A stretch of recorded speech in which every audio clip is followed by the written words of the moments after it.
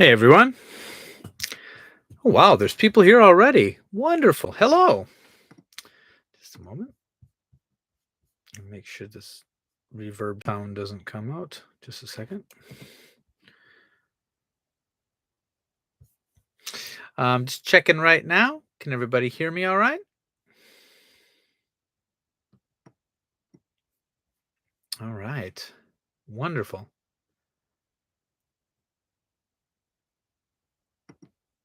Oh, Sean's here. Wonderful.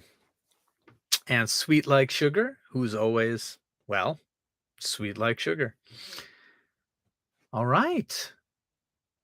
Keeping my voice down. Don't want to wake up the kids, which is a usual thing. Oh, someone just ordered something. Wow.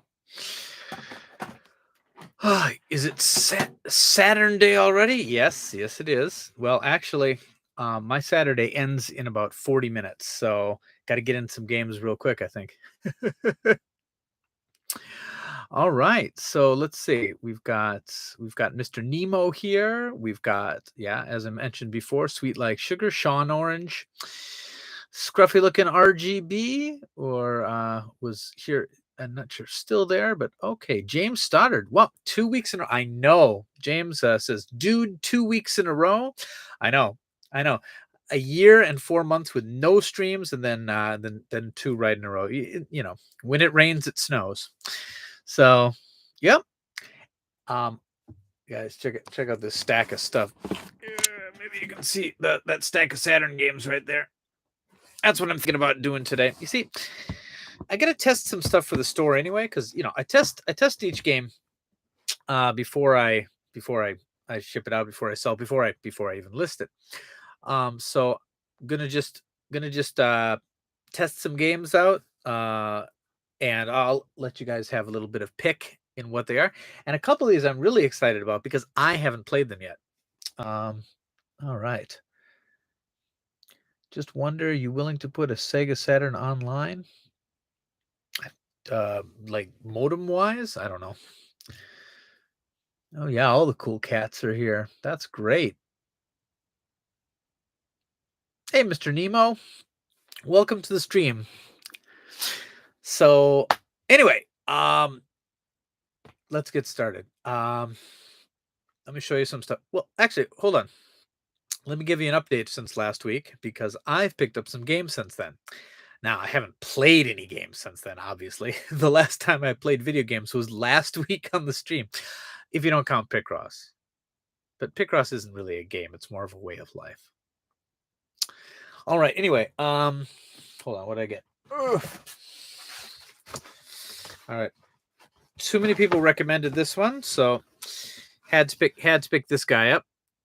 This is the Pocky and Rocky Reshrined, I believe, is the Japanese title. Sorry, the English title that's going to come out with. So I'm really looking forward to playing that. Since I'm really liking Shin Megami Tensei 5 so much, and I picked up both of the Shin Megami Tensei 4 games for the 3DS because they were, going to disappear from the eShop. So I picked up number 3, Nocturne, which again I've never played. Oh, you can't really see; it's too shiny. So I'm going to try that one. I got, this is, I just like the title. I like the art style. I know very little about this game, but I got Sayonara Wild Hearts.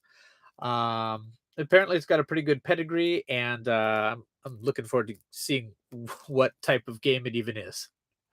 But it calls itself a pop album video game. So that sounds pretty fun.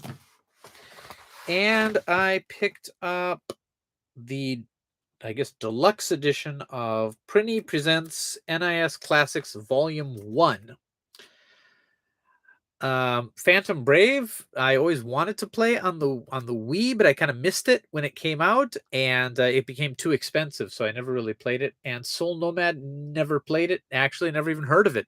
So I got that one. I hear Prinny Classics, blah blah blah. Number 2 is out right now, and I may pick that up. But apparently, it shipped broken, like unwinnable, an unwinnable state.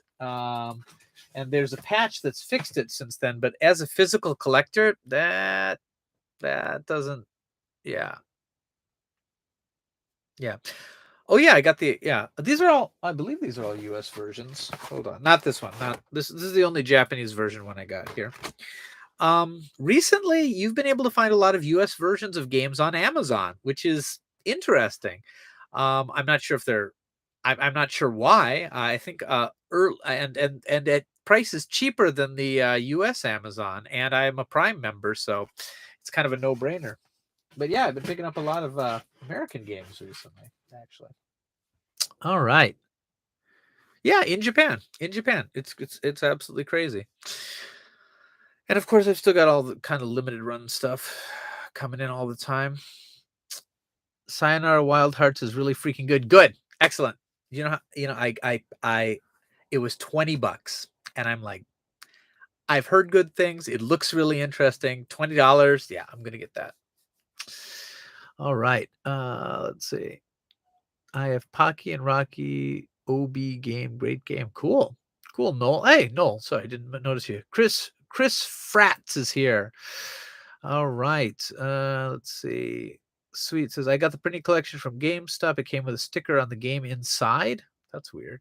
The sticker said new, so that's okay. Yeah. Maybe Japanese people trying to learn English? Probably not, because a lot of these games actually have the Japanese on them as well. There's definitely a foreign community. There's games that don't come out physically in Japan that do come out in the US. Most of the Lego games don't come out here. I don't know. To tell you the truth, I really don't know why Amazon Japan has some US games, but I'm not complaining. All right. Okay. What kind of game is Pocky and Rocky? It's kind of like a shooter. It's kind of a cute shooter. Got overhead view. Not sure what genre it falls into exactly. Another thing. How did the Japanese manage to keep 29.97 frames per second for Ntsc since the country is split between 50 and 60 hertz? Not sure. I'm in the 60 hertz area myself. 50 hertz is mainly like Osaka. Japan is it is divided. There's a really cool podcast about that, actually. I think, you know what, I don't know, but now I need to know. Oh, that's a very good question. I'm going to figure that out. Okay. All I'm going to say about Sayonara Wild Hearts is that the music in the game is pretty heavily the music is that the gameplay as heavily is based on the music, but I wouldn't call it a rhythm game. Interesting. All right. Hello, Police Not. Where's Police Not? Okay. The Lego games are fun. Okay. Pocky Rocky is more of a run and gun. Okay. Run and gun. Okay. Hey, Matt's here. Welcome. Thanks. Sorry. Where's that? Where did I put that Taiko game? I'll get it later. It's in the other room. All right. History of Japan podcast. Yeah, I really should. History of Japan podcast. I think it was was it the Today I Found Out podcast? Technology Connections? I don't remember. I'll have to look into it. I watch so many YouTube videos on that kind of stuff, but apparently don't pay enough attention to be able to answer your question. Yeah, Japanese folklore game. Yeah. The Pocky and Rocky series, that's the English title, but like the series started on computers, home computers here in Japan, and then there was a Famicom Disk System one, there was a PC Engine one. They're all really expensive. The Game Boy one. All right. Love your game cave behind you. Oh yeah. It's kind of claustrophobic. Oh my goodness. It's just the smallest closet. Here. I'm going to reach out this way. I'm going to reach this way. And I am touching both walls right now. It's very small, but it's cozy. It's cozy. Got my laser disc player here. Got the Saturn hooked up. It's just kind of chilling, kind of waiting. All right. Is that a copy of E.T. behind you? Of course it is. Of course. Gotta have a copy of E.T. You don't. I don't have many. I don't have many 2600 games. I just got a couple. Just got a couple of my favorites. Got me some Smurf. Love me some Smurf. DT, Space Invaders, some Pac-Man, Donkey Kong, Breakout. You know, some Yar's Revenge. You know, some of the classics. Warlords.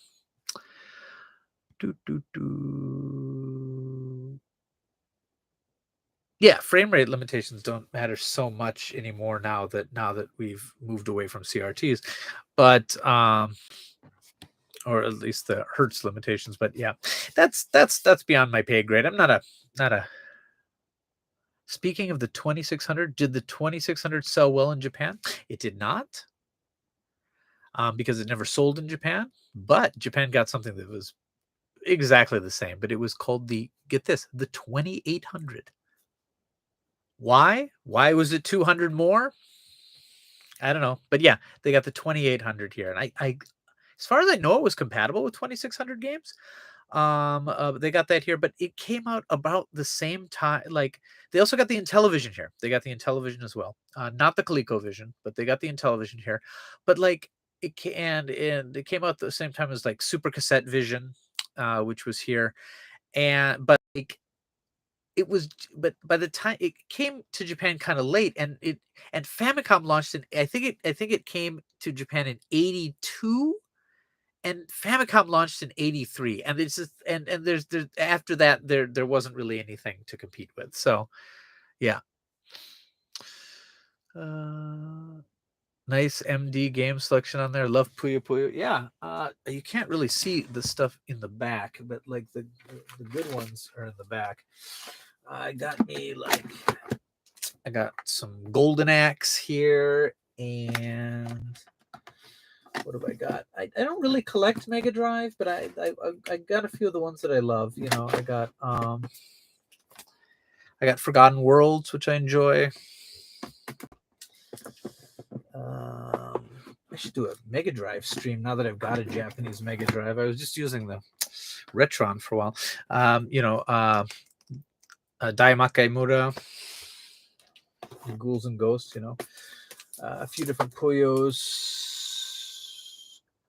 What else? The two Mickey Mouse games. Virtua Racer. I don't have much, actually. I don't have a lot of Mega Drive games, but, you know. Got a Mega CD? Yep. I've got I got a US one and a Japanese one. All right. Oh dear. I'm losing track of the comments.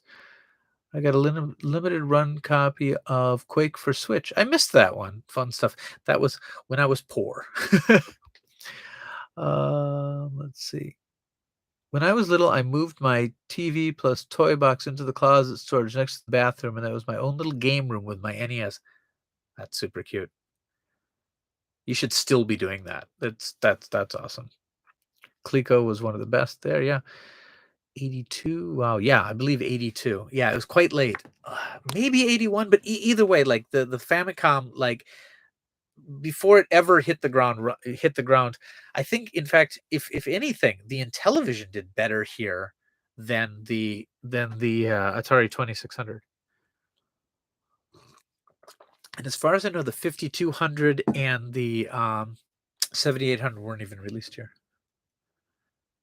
So jelly of my setup. Well, thank you. It's it's messy. It's really, really messy. And like, I got a CRT here, and I got a little flat screen, but I need to clean, but I keep getting more games. Like, games just keep coming in. Now, not all just my. It's not just a collection here. This is also a store, I guess. That's the thing. What's fun about running a store, it's just a little hobby shop, is I don't really have to have a standing collection of my own. I have some games that are really special to me that I keep, that I'm not selling, but most of what's here is just constantly cycling in and out. So like, I get to play what I'm testing, and I get to play what I have, and I keep some of the stuff for myself, and a lot of the stuff, it'll sell, and I'll get another copy, and it's a fun little thing. Okay, I see some of your N64 stuff poking out there. Yeah, that's just the stuff that's on the site right now, I think. Um, most of the stuff that's in my permanent collections, I keep on the backs of the shelves. And because I want to be able to get the things that I'm selling out really, really easy. So I put them near the front, and the ones that I'm kind of keeping for myself, I put near the back because I don't need to access them so much. 32X is region free, right? I don't know. I don't have a 32X. That's one of the few systems I don't have. I if one comes along at a cheap price, I'll get it. I don't have anything against the system, but like the prices that it costs, I don't need it that much.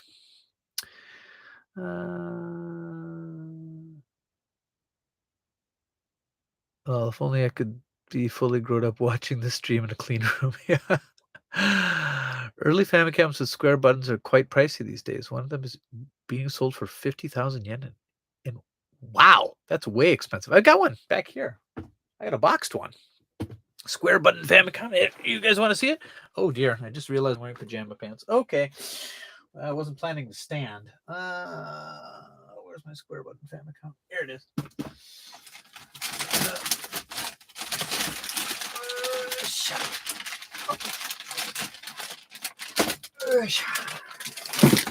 Oh, I'm just dropping stuff all over. Okay, here we go.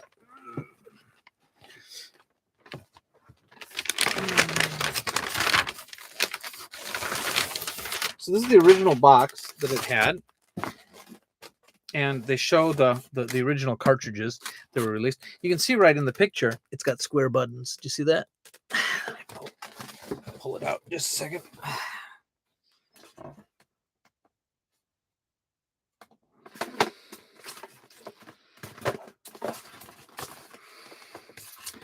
Well, there's the controller.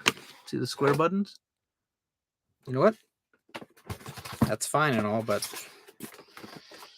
you know it's better than a square button Famicom? A circle button Famicom. I don't know. The square buttons are kind of rubbery, and they don't feel as good. So I don't know. I'm not super into that. But it's a fun collector's item. Oh. At least I wore something underneath. Okay. Yeah, this is a super professional stream right now. Me just climbing around. The shelves are quite high in this room. Can you see? So I helped design this room when because the person who designed my house is my host father from when I was living in Japan. So I made this room. So these shelves are they're baked into the wall. They're very, very solid because I wanted to store laser discs and other heavy things. It was very generous of my wife to allow me to have like a room that would never be used for anything other than video games. But it's small, but it's efficient. It's efficient. Okay. I wonder why they changed the buttons later on. I think the circle ones they're more tactile. They feel a little better. I'm not sure why they changed it from square to circle exactly, but I can see why they changed it from rubber to plastic. Okay.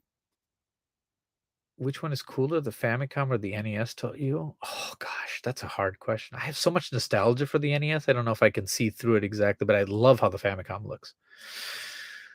Okay, let's see. Wonder why they changed the button. Okay, 32X says only 18 games released in Japan before it died. Yep. I adore the Famicom colors. Love the dark red and black. Oh yeah, it's really, really, really pretty.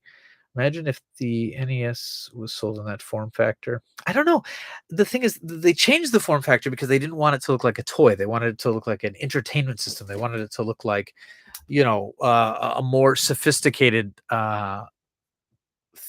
They video game systems, were not doing so well, so they wanted to make it look elite. But yeah, I mean, I've got a bunch of NES carts.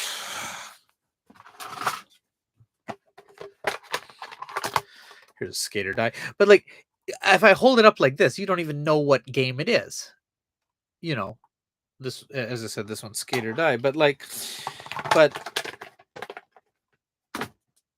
like, you can take a nice guess if I hold a Famicom cartridge up. What's this game? Orange. Well, let's see. Okay, and it's got the newer Famicom logo, so it's not Formation Z. If it was Formation Z, it would also have the Jellicoe instructions on it. Okay, let's take a guess. Orange cart. Kind of newer. I'll give you a hint. It's Capcom. And those of you who like follow Famicom can probably get it from that. All right. Let's see. Minus the inbuilt controllers. Are they rubbery like the start and select buttons on something like the SNES controller? Yeah, I like that. Okay. Rubber wasn't a pretty good choice for buttons, yeah. How's my daughter? She's doing well. Doing in junior high school now, which is mind-blowing to me. Oh, I should have shaved. Sorry. I should clean my glasses. Oh, guys. All right. All right. As someone who's 22 and has no nostalgia for any of this stuff, I like the Famicom more. I can totally see that. They wanted to make it look like more a toy, which is why the ROM. Yeah. They sold it in toy stores as a like educational robotics kit or something. Yeah. What was really good about the NES in comparison to the Famicom was the length of the controller wires. Yep. Kokoron. Nope, that one is more of a pink. Kokorun. Yeah, but that you're right. And that's not actually Capcom. It's former Capcom.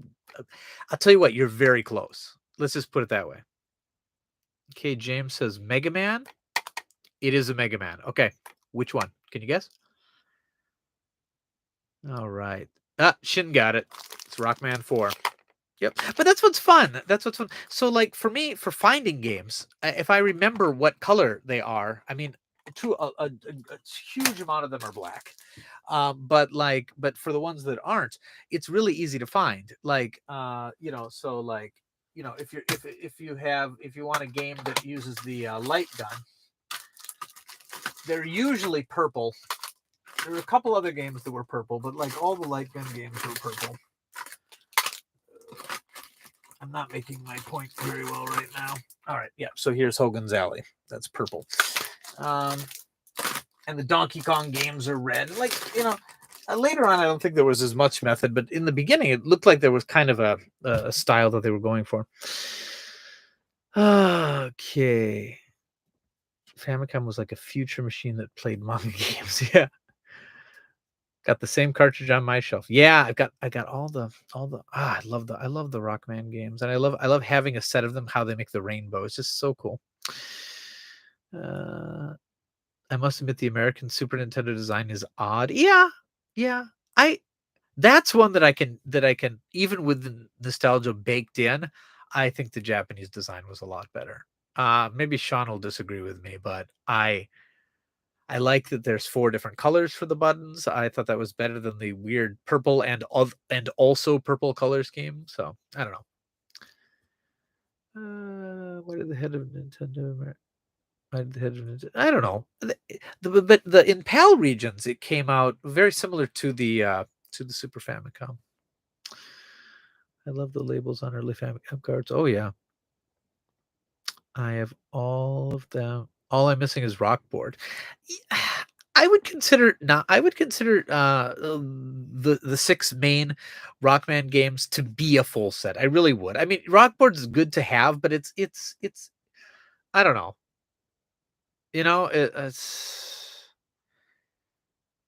It's so different from the other games that I mean it is there, but it's like saying I have a complete Game Boy set other than Alleyway now, which is a Mario game because Mario's in the ship or something. Yeah, okay, that's a little more extreme because but still, I think you can consider yourself having a complete set. It's kind of like having a complete Rockman Super Famicom set and not having Rockman Soccer. I think that's okay.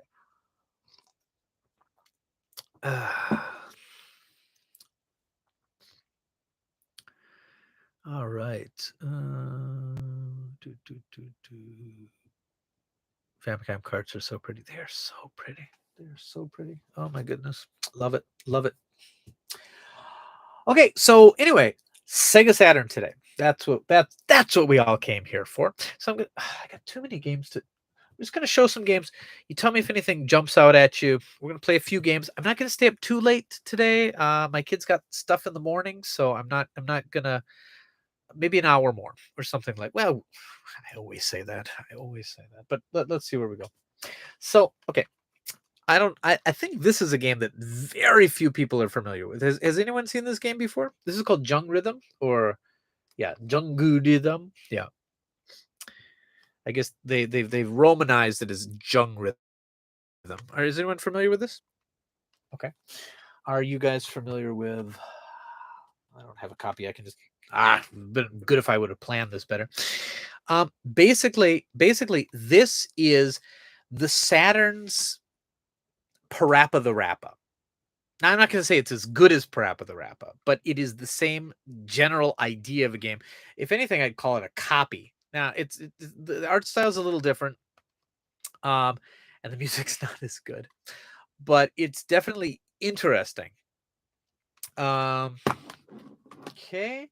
Speaking of Rockmans, I got Rockman X4, which I'd like to try out a little later. Let's see what else we got here.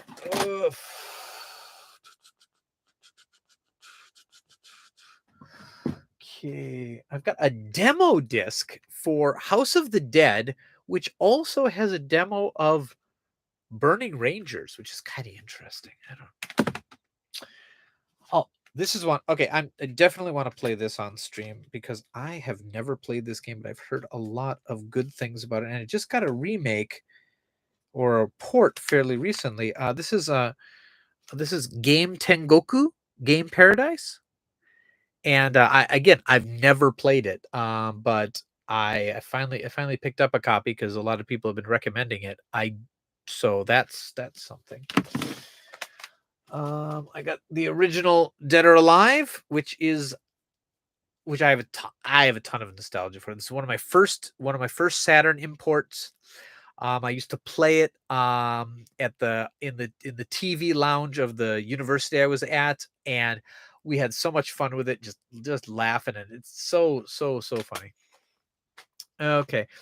I mean, everybody's seen Virtua Fighter 2. It's just on my pile because I need to test it. I test, as I said, I test every game before they go out. And this one, I'm a little nervous because it's got a little bit of scratch on the back. I don't think enough to actually affect anything, but I want to test it out before I list it up. I got King of Fighters 97, which is the first King of Fighters I ever owned, and the Saturn version was it too. I'd played them in the arcade before that. So again, this and Dead or Alive is like my college fighting game experience, like encapsulated in a moment. Like it's 1998 for me again with those two games. I have no idea what this is. Apparently it's based off a movie that was really popular in the mid 90s that was like a horror comedy, and I think it's an FMV game. I haven't played it. This is an F1 race game that was famous for the commentary, apparently. So basically, they had like a running commentary in the game, all in Japanese. I don't know if this is going to be interesting for you, but apparently it was it's a fairly rare one. I've got Virtua Fighter Remax. Again, it's probably not that interesting for you guys. I have this game, which is a like Japan wrestling game that featured cameos by Virtua Fighter characters, which I thought was really interesting. Oh, Amuro Namie. Oh, I mean, no, I can't stream Amuro Namie stuff anymore. I mean, I've got it here in the pile of games to test, but I'm going to test that off stream because last time I tested one of these, my stream got flagged because her AVEX tracks is really very strict about their content stuff. Virtua Fighter, the good version. Both Virtua Fighter versions are good, but you're right. It is a huge, huge advantage. Okay. Let's see what else we got. I got a Daytona USA. Again, you guys have probably all seen that already, but I love Daytona USA. I got Fighters Megamix. You've all seen this as well, but I love Fighters Megamix. Saturn Bomberman, because I'm always restocking this one because everybody loves it. Amuro Namie on Sega Saturn. Yeah, it's a Amuro Namie digital dance mix is amazing because it is made by AM2, the people who made Virtua Fighter 2, and it's basically like a tech demo of what they could do with like motion and like a steady frame rate. It's very, very interesting. There's only 2 songs on it, but you can like adjust the lighting and the camera angles and stuff like that. It was very impressive at the time when it came out, and it's labeled as Digital Dance Mix Volume 1, but there was never a Volume 2. Okay. I've got a Fighting Vipers, which is not going to be super interesting because I need to get a save file that has Pepsi Man unlocked, because then that's something to show. That's fun to show. But my battery died a while back and I lost all my save data, so I don't have him unlocked right now, and it's a pain to do. I've got a Super Robot Wars F. Yeah, that's right. Yu Suzuki worked on Digital Dance Mix, which is crazy. Here's the bad Virtua Fighter. Okay. I got a Panzer Dragoon Zwei, whatever. 2. It's Panzer Dragoon 2. Do I own Pepsi Man on PS1? I don't. I almost bought it once. It was like $90, and I'm like, do I want to buy this as a joke? Like I'm sure it's a good game, but I don't know if it's a $90 game. You know what I mean? So I don't know. I might pick it up someday. Hey, Dan.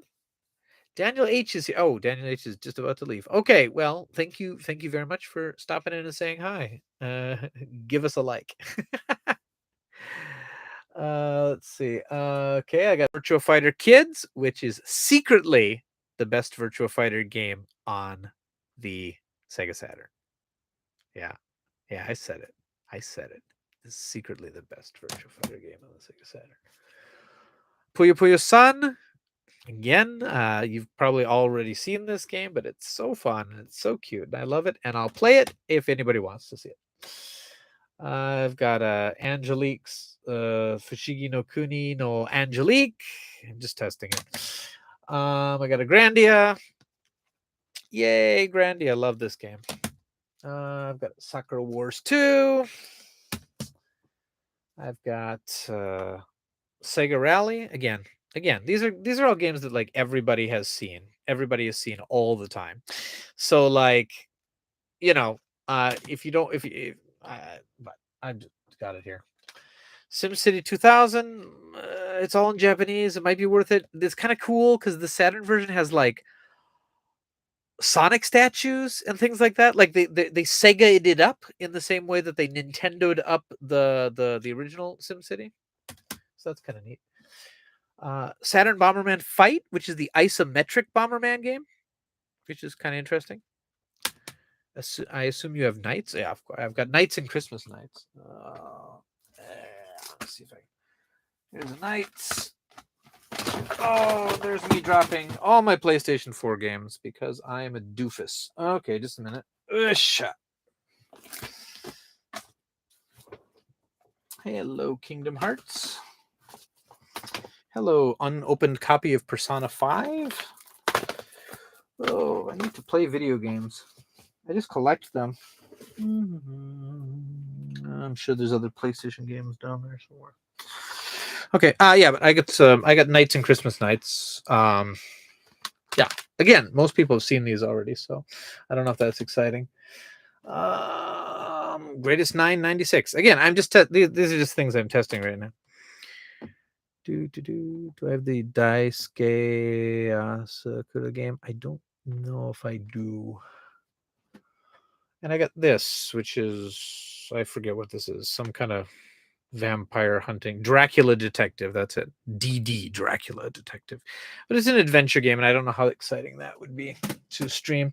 So anyway, that's what I got. I mean, I'll stream anything you guys want. If you want to take a look at the store, the Sega Saturn section, just a second. I'll post the link. You can see. I can unwrap anything from the store. I'll just wrap it up I'll just wrap it up again when I'm done.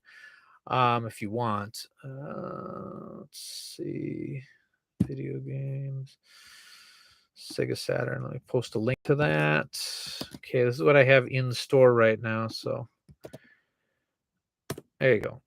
I think I got a Dragonforce and a Dragonforce 2. Didn't you buy one of my Dragonforces, Sweet Like Sugar? I think you did. Any cool golf games on Saturn? Oh, I mean, let's see. I mean, there's a lot of golf games on the Saturn, but I'm trying to think of any like Saturn exclusive golf games. Like, I mean, or games that didn't come out in the United States. I don't think so. Like they got a lot of T&E golf games like Pebble Beach and things like that. They got World Cup golf, things like that, but not so much. Oh, how could this have slipped my mind? The most important part. Today's cheese. Today we will be having whole wheat crackers right here, and it's just some brie. Brie is not my favorite cheese, but I thought it would be a nice pairing with the Sega Saturn today. So this is just some brie I got locally. It goes well with the whole wheat crackers. It's going to be a little salty, a little creamy. So that's today's cheese. Yeah, right? It's been a long time. You know? Used to always have a cheese for the stream and just don't so much anymore. Okay. Oh, Dragonforce is such a good game. Have you ever played Dragonforce 2? I haven't jumped into it that much, but it's very good. It's what I've played of it so far. Yeah, Virtua Fighter Kids had Virtua. There was a Zork game on Saturn. Yes, there was. There was a port of the original Zork, and there was also, I believe, Zork Grand Inquisitor and Zork Nemesis came out for the maybe even one more. I don't remember, but they're all in Japanese. Okay. I never tried Super Adventures Rockman. Is the game good? I tried Super Adventures Rockman. Sorry, what is that one? Licorice? No, I'm all completely out of black licorice. I really need to get some more, but iHerb has it. So when I order spices, I'll probably pick up some black licorice again. But yeah, you cannot get that in stores. I'll tell you what, I'd kill for some licorice all sorts. I would kill for some licorice all sorts. It's been years since I had them. The last ones were sent by a good pal of mine from the Discord. And yeah. Just a moment. Speaking of the Discord, I should probably remind everyone that I'm live now. Do do do do do do do do do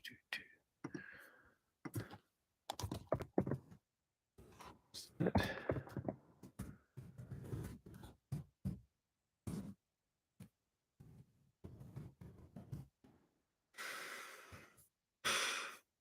What? Oh, what did I do?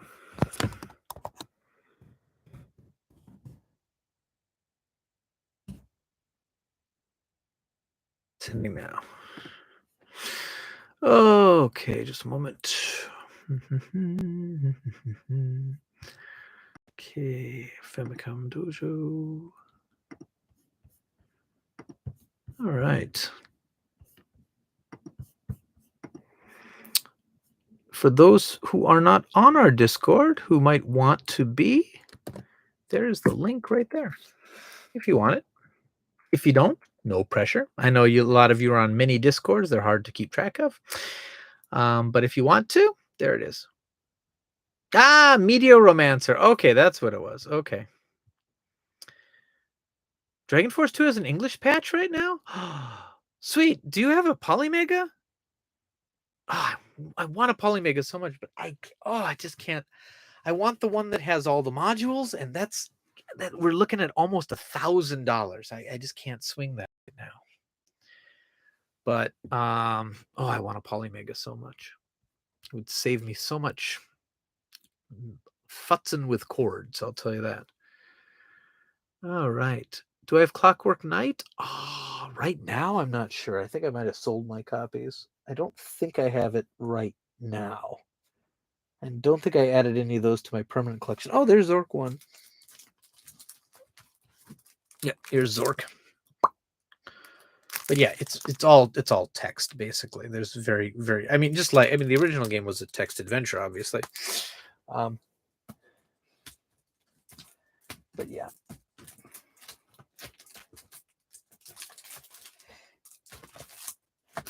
Okay.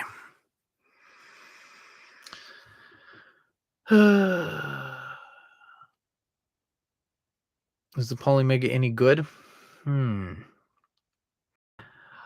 I think it's good. I don't know if it's worth what it costs, but I would like to have one, I guess. I'll put it that way. All right. Okay, so anyway, you saw a bunch of games that were going on. Anything strike your fancy?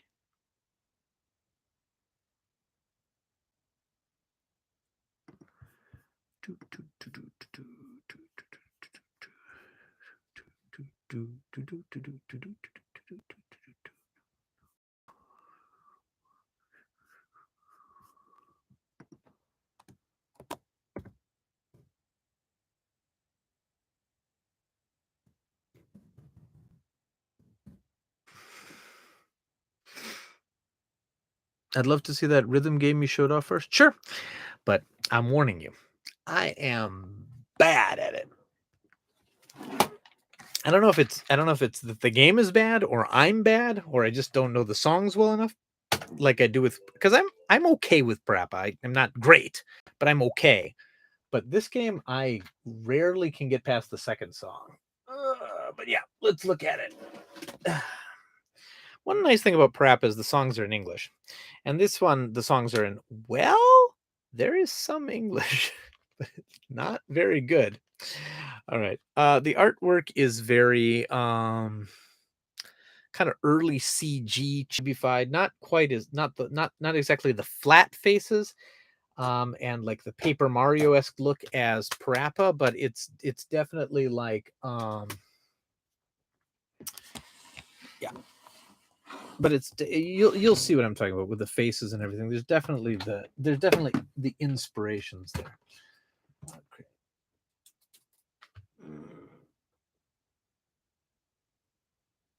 Okay. Let's see what's the best way to do this. Okay. That'll work. Oh man. Let's see, like messy room. Okay. All right. Let's do this one. Turn up the sound a little bit.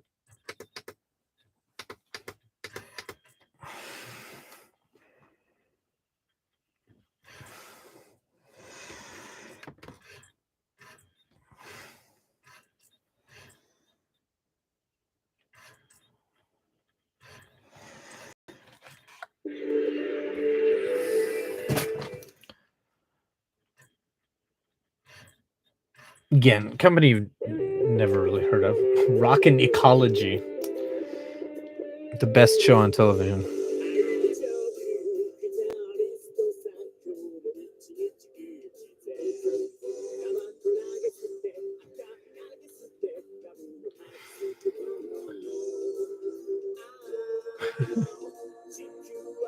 It's amazing.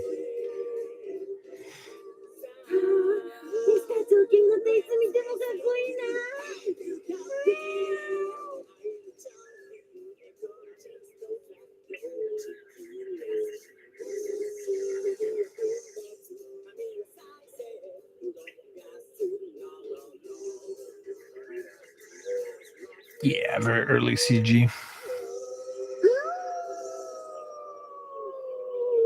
Did many rhythm games get released on the Saturn? No, not really. Just because the genre kind of kicked off really with like with Parappa and Dance Dance Revolution and stuff like that. And those are basically PlayStation connected genres. So no, they're very let me try to think of any other rhythm games that are on the Saturn.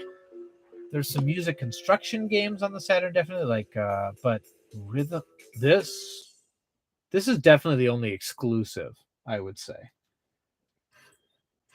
that I can think of. Dreamcast had a few, but I'm trying to think of any other Saturn exclusive rhythm games.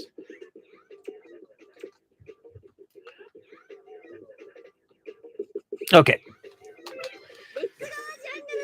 Let's go, Jungaroo!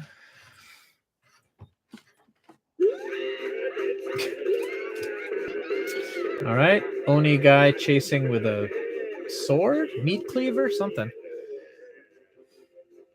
Oh, yeah. This game's pretty amazing for what it is.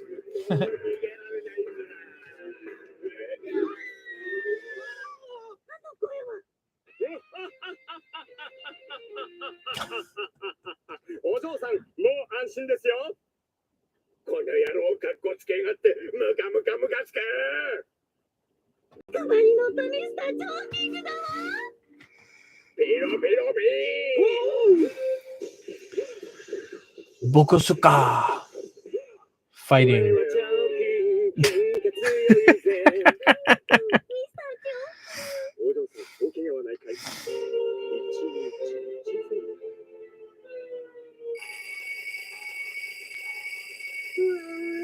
You can definitely see the Parappa influences, but it tried to be 3D rather than kind of flat 2D type thing.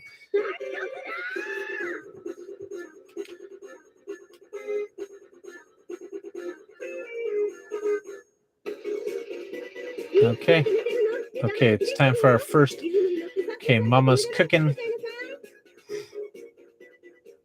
Okay, here's our first song.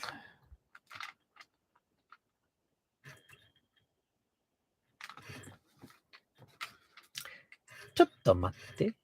Chotto matte ne.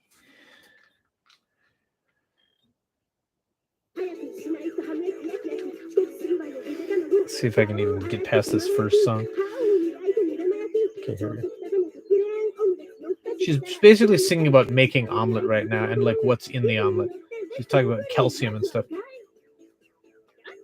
Oh.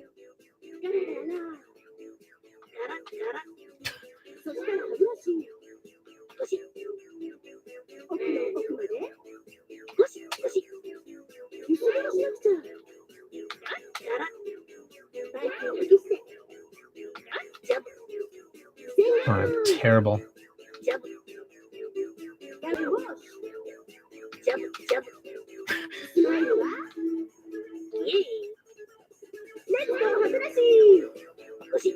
Yeah, so it's a total ripoff of Parappa System.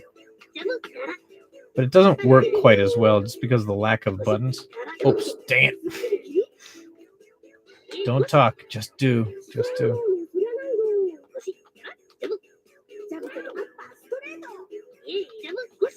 Oh, dang it. Ad lib. Oh, yeah. Yeah. I'm sure that was great. I have no idea how the ad lib is like rated or whether.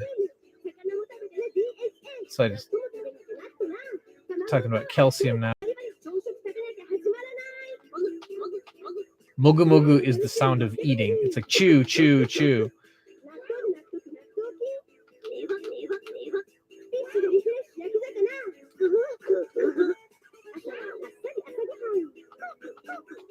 Oops, whoops.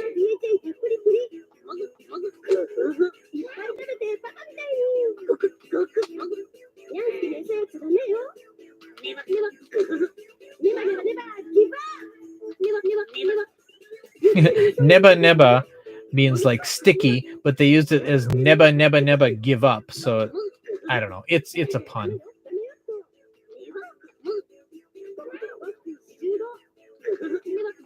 Oops. Dang it. Oh man, I am terrible. Sorry. Oh yeah, ad-libbing. Oh, I don't know if I even passed.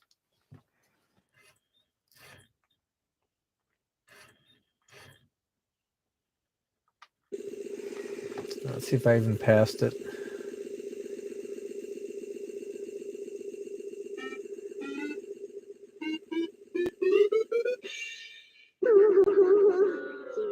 Oh, close.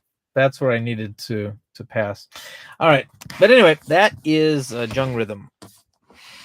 It's an interesting one. Again, Parappa is the better game, but it is interesting, and the songs are not bad. They're not as catchy as the Parappa songs, but if you want a Parappa-esque rhythm game on the Saturn, this is the only game in town.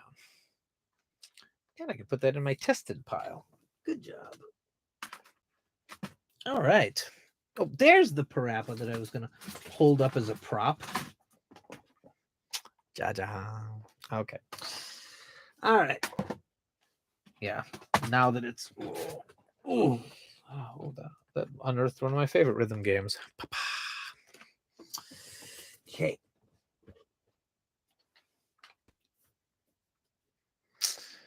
All right. Kind of reminds me of Incredible Crisis on PS1. Yeah, I can see that. Can you freestyle at all and have the game counted? I'm not sure. I'm not exactly sure how their scoring system works. Looked was new more on the Saturn. What in the world did I just stumble into? A game called Jung Rhythm, which is kind of similar to Parappa, but different. Okay, do you think most games from the 5th generation aged poorly? You're counting 5th generation as PS1 generation? Because there's all kinds of different ways that people add those generations up. Okay.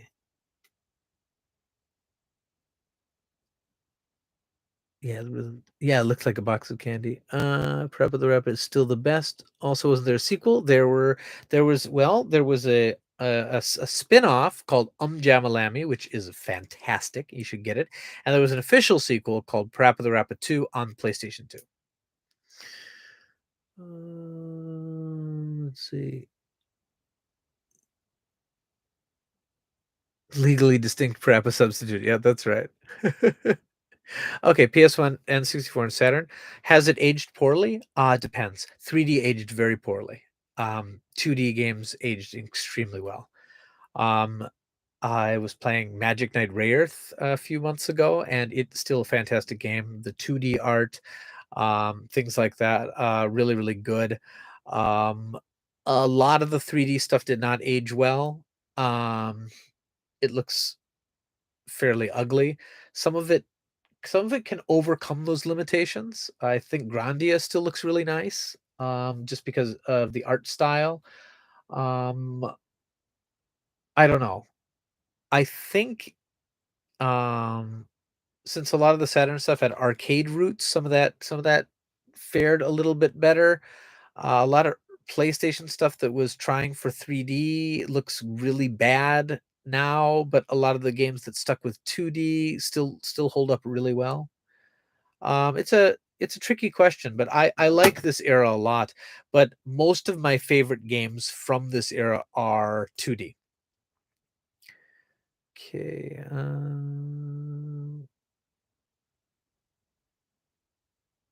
Yep, Rayearth is great. The Crash Bandicoot games aged like wine, I suppose. Polygon has its charm. I completely agree. My favorite Saturn games. Design looks really, really good. That's a good game. That's a good game. Shooter construction sets, basically. I really dig the weird 3D where they were still finding their legs to speak. I mean, there's something neat about it, but I can't. The stuttering polygons that don't reach one another. I don't know. Like, I didn't buy a PlayStation when they came out, and I bought a Saturn mainly for 2D stuff. And the N64 was like washed out Vaseline smears, but it wasn't so jaggy as much. So like I think that a lot of the art style saved a lot of those games. I think Mario 64 still looks nice. I think it still looks really nice, but like a lot of the other games didn't age quite as well. Bushido Blade's a great game.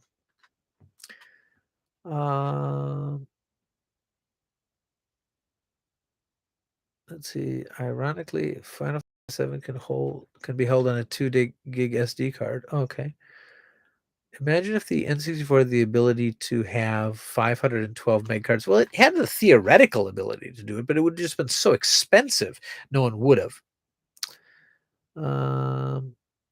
Radiant Silvergun on the Saturn has aged pretty well, and it's a 3D. It's a 3D game, but it's a 3D game on a 2D plane. Darius Gaiden, Saturn, Bomberman, Ray Earth, Dragonforce, Albert Odyssey. Oh, that's a good game. It's a very overlooked game. But I can play Final Fantasy on a Nintendo system. I think I have it. Maybe I don't want to pull it out right now. Nope, it's not immediately available. But I bought a cartridge version of Final Fantasy 7 and 8 for Switch just because I still remember all those advertisements that was saying like this will never be able to be on a cartridge system, and I'm like, haha. I think Jumping Flash has aged well visually in a strange way. I suppose so. Jumping Flash 2 did a little bit better. And have you played the third one? The third one?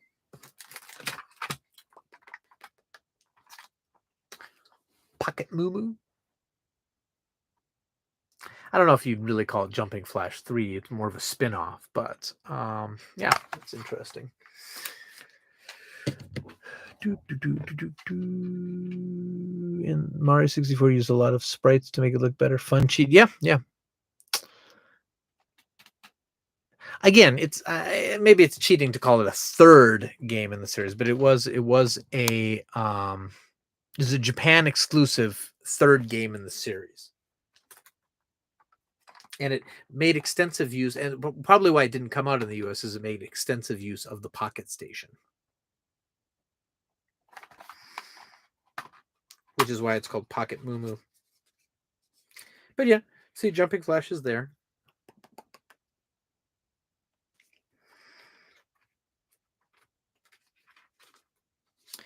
Do a PlayStation stream. I'll play it. You guys can see what it looks like. Don't want to spoil it right now, but yeah.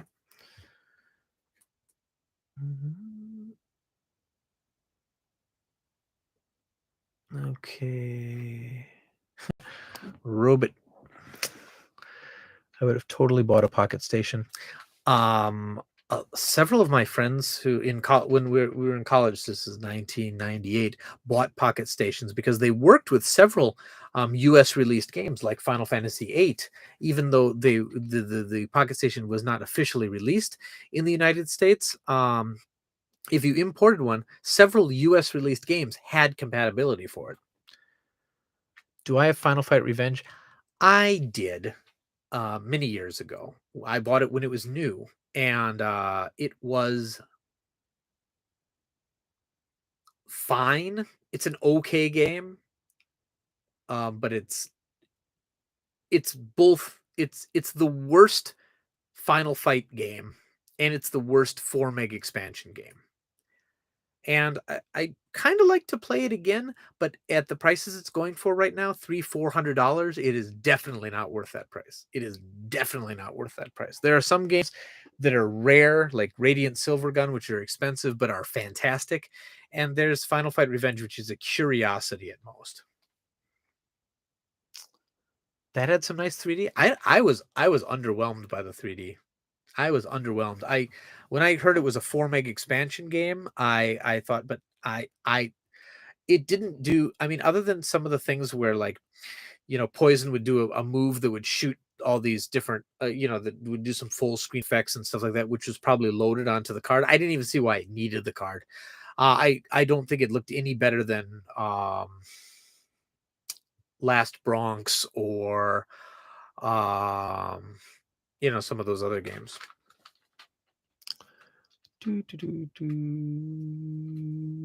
Okay. Yoshi Story is a 2.5D game that still looks and plays well. You know, there's a lot of hate towards that game, but I don't see it. Do I have a copy? Yeah, I got a copy right here.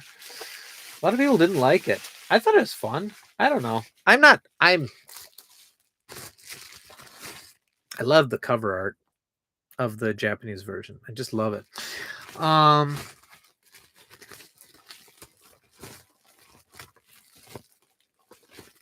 Let's see. I have a repo. Even Radiant Silvergun is $200 US game compared with yeah, exactly. You can get 2 Radiant Silverguns for the price of that. Like you can get if you want a Capcom fighter that uses the 4 meg expansion that's really expensive but really quite good, get X-Men versus Marvel versus Street Fighter. Well, Marvel versus Street Fighter or X-Men versus Street Fighter. Both of them are really fantastic. They both use the 4 meg expansion, and you can get that and Radiant Silvergun for the cost of Final Fight Revenge, and you're gonna have much more fun. Okay, I love Yoshi's Story. Well, yeah, okay, thanks. I I always enjoyed it. I know it's not as good as Yoshi's Island, but I when it came out, I thought it was a good game with some fun music. The airport, the airport. I'm sure they're saying something different.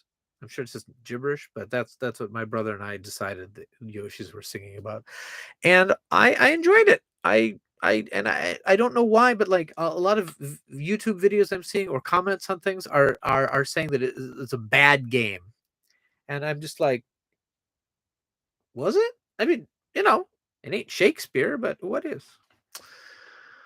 Okay. Let's see. 03 is another really expensive game. 03 is another 4 meg expansion game that's also ridiculously expensive. Now that's another $400 game, and if you're gonna play it, it is one of the nicest looking Saturn games. It's pretty much arcade perfect, but you can get the Dreamcast version a lot cheaper, and it's quite good still. It's still a very good one. But these days, you want to play Street Fighter 03, get the Capcom Fighting Collection, unless you really, really want to play it on original Saturn.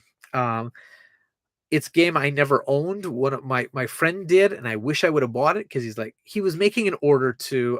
There's a company called, I think it's still around. They're called NCSX or NCX, National Console Support. NCSX. I don't know. I used to order a lot of games from them, and he was making an order, and he's like, I'm getting. Street Fighter 03. That's Street Fighter Alpha 3 is called Street Fighter 03 in Japan. And he's like, I'm gonna make an order. You want me to get you a copy too? And I'm like, it's kind of expensive. Nah, that's okay. I'm fine. Regret it now. It's like childhood games are becoming expensive. Yeah.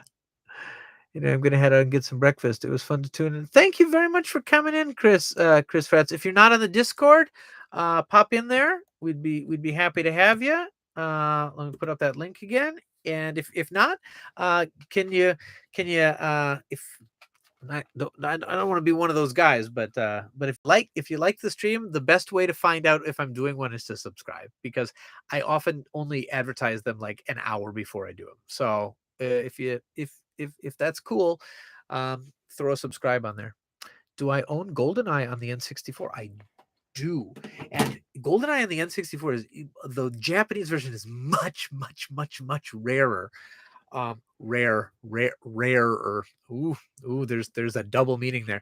Because first person shooters were not popular in Japan then. They're still not that popular now. So it came out in very limited quantities, and I got it about a year ago. Is it somewhere where I can access it easily? Just a moment. Sorry.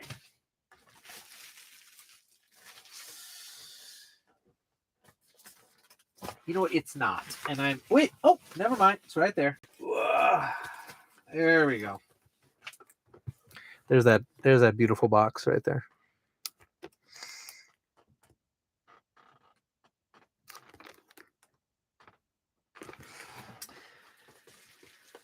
I'm not much into shooters, to tell you the honest truth, but that one has a lot of nostalgia for me.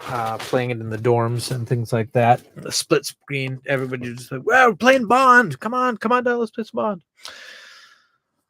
GoldenEye may be released again? Maybe. Way ahead of you on the Discord. Been there for a couple of years. I'm sorry about that. Oh, sorry. By the way, Vink, are you getting the Taito? I don't know. I want them both. I don't have room. I mean, I don't know. I bought so many like mini consoles and things like that, and I don't actually use them. I don't know. I want to. Of course, I want to. They're beautiful, but I don't know. I don't know. I still am going back and forth about buying a Neo Geo Mini. Actually, the Neo Geo arcade mini. I've got the Neo Geo X, the portable guy, and that was fun and all. And I've got a real Neo Geo, and I don't know. I don't know. I got PC Engine Mini. I think I got a Mega Drive Mini. Did I ever actually buy one? If I did, I hadn't played it yet. I've got the Famicom Mini, the NES Mini, the Super Famicom Mini, the Super Nintendo Mini. I got mini systems coming out the wazoo. Did I get the Game Gear Micro? No. It looks really hard to play. The game selections of only 4 games on each one. If they would have released one that was even that form factor, that's fine. But if they would have released one that had like 20 some games on it, like the other mini systems, it would have been a no brainer. But I thought it was just a cash grab, like releasing 10 different ones with 4 games each on them. I just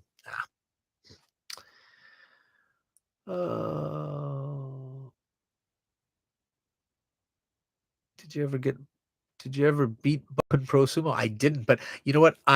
Since that video came out, so many people have asked me for copies of that. And did you know there's a sequel? There's a sequel on the Super Famicom. Can I get it easily? I can't. All right. You guys got to remind me when I do a Super Famicom stream. And it's even crazier.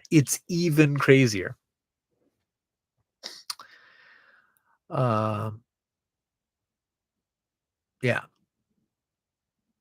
We really need another episode with the Angry PC Engine Nerd. Oh gosh, I could be. It's still a character I think I can do. The old man is one I'm soon going to be able to do without any costume or makeup. I'm just becoming an old man. My goodness, look at all me just chattering on and not eating cheese. So I'm going to fix that right now. So you tell you what, I'm going to eat cheese for a few minutes. So while I'm doing that, let's change this into an Ask Me Anything, because I can't play a video game and eat brie at the same time. At least not in any way I'd like to.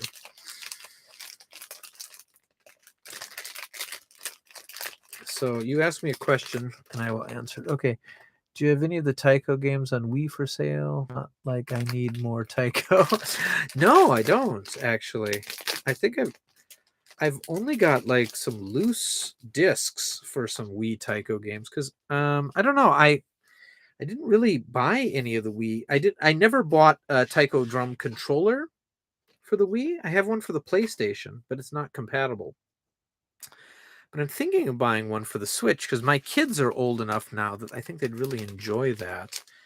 So I don't know. I might be looking into doing that. But frankly, I live in Japan and every arcade has Taiko games, and it's more fun to play it at the arcade.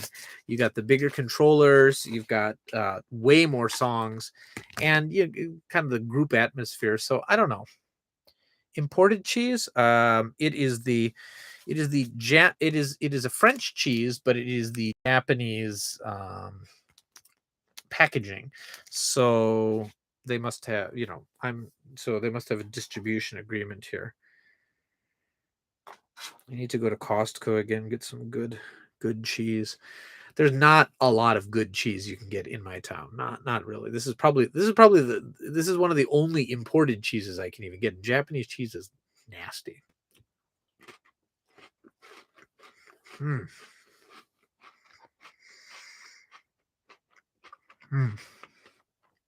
Very creamy.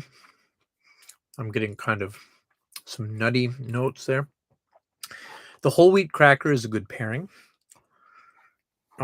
because it's only lightly salty, so it doesn't overpower the saltiness of the cheese.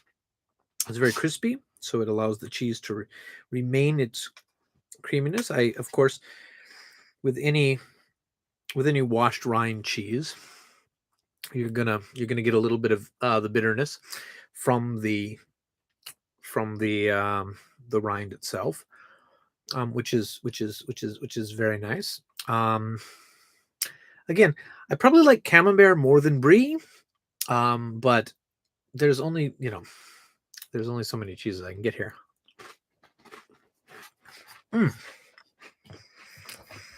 Yeah, nothing wrong with Ritz crackers. I don't have any Wisconsin cheese right now at all. Because I haven't been able to go back in years. I usually buy a lot of cheese because you get a good wax coated cheese or whatever. It'll keep over a year easily. Some of them multiple years. How many Wallaces out of 10 would I give it? Well, I'd give it a cracking rating. Love PC Engine, but settled with the PC Core Graphics Mini. System prices and game prices are devastating. Oh my goodness, they're so expensive. The Mini is a great value. The controller's really good. The emulation's really good. The selection is up there with the Nintendo systems. Unlike the PlayStation Mini, which just like they have a few good games on there, but some of it is just why. Another sad thing about living in Japan is seeing how branding on Sega arcades is changing to. Yep. There's a Sega World in my town. It's only a matter of time until it's not a Sega World anymore, which is sad because it's got all these cool. It's the wallpaper on the walls there is Sonic. It's very cool. Yeah, it's sad. It's sad that they sold their arcade division, but yeah, a company bought all of Sega's arcades, and they're starting a rebranding.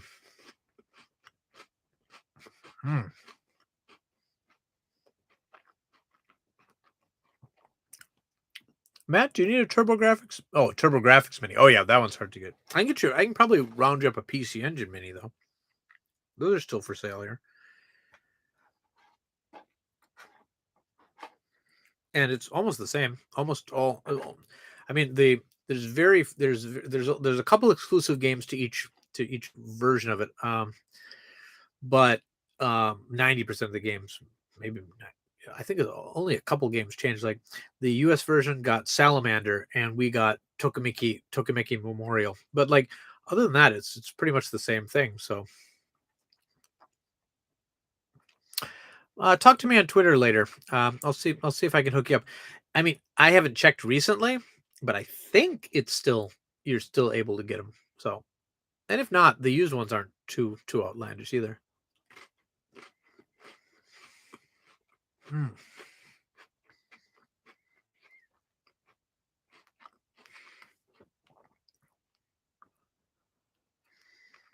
Yeah, I need a Polymega.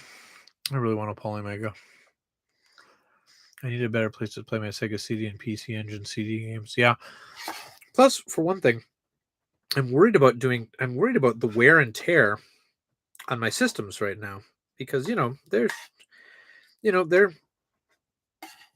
almost they're 20, 30 years old, and so I don't want to wear them out too much. So the Polymega, you load the game on once and it stays in, it copies itself onto the system, so you don't have to wear and tear. I mean, I don't know. I mean, there's something, of course, that I love about loading screens, but okay. I'm gonna stop eating cheese now. One more. This is the ASMR part of our show.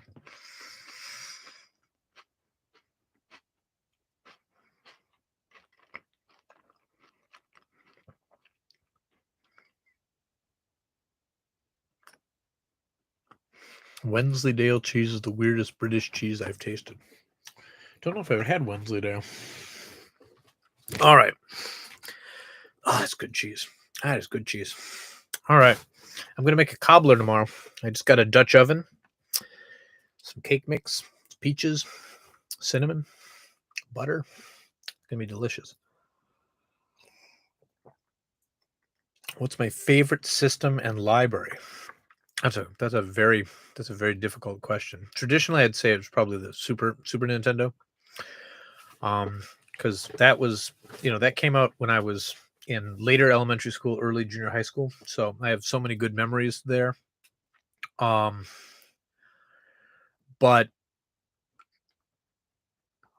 for the short amount of time it existed, the Dreamcast is, if you count, like, if you divide a system by the number of years it was out and the games and library it has, the Dreamcast is the best system ever made. Just because in the 18 months that it was out, it had so many good games, but it died so quickly that it never had the chance to be my favorite system ever. And I gotta say, I love the Switch. I freaking love the Switch because it's the return of B tier gaming. Like, we had been moving entirely towards like AAA titles or free to play stuff, and it was a really non-sustainable thing. And now we're getting games like Octopath Traveler for RPGs like Triangle Strategy, D3 publishers coming back, companies like Imagineer who never had the budget to make like the fantastic games, but games that would have been ignored on PlayStation platforms and stuff like that are making a comeback, and I love it. I love it. I'm here for it. The Switch is not a powerhouse, and that's okay. There's just a lot of really good stuff on it. So yeah. Did I ever play Waifu Impact? No, I haven't. But I played the shooter one. I don't remember what it's called. It's like asking what your favorite child is. Exactly. Dreamcast has always been a blind spot for me, and I keep meaning to grab one. You need a Dreamcast. I don't know. I don't know if they've gotten really expensive in America yet, but they're still somewhat reasonable in Japan. And most of the library is not insanely priced in Japan. And since there's a lot of arcade stuff, most of the games you can play even without knowing Japanese. I know, and excellent homebrew community. They're still cranking out games for it. FX Unit Yuki came out on it. I gotta pick that one up. I've only got it on PC Engine, but yeah, there's still good stuff coming for that. I'd say Dreamcast is definitely a must-own system at this point. Hey, Satoshi, you're here. Welcome.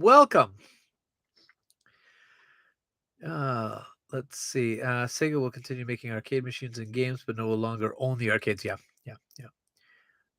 I'm gonna miss that. I'm gonna miss all the Sega branding. Still need to get around to playing Moon on Switch. Oh, Moon. Me too. Where is it? Here we go. I picked up the collector's edition. I haven't even cracked it open yet, but I've heard so many good things about it. Can't wait to actually have a long break again and really dive into it. Oof. Yeah.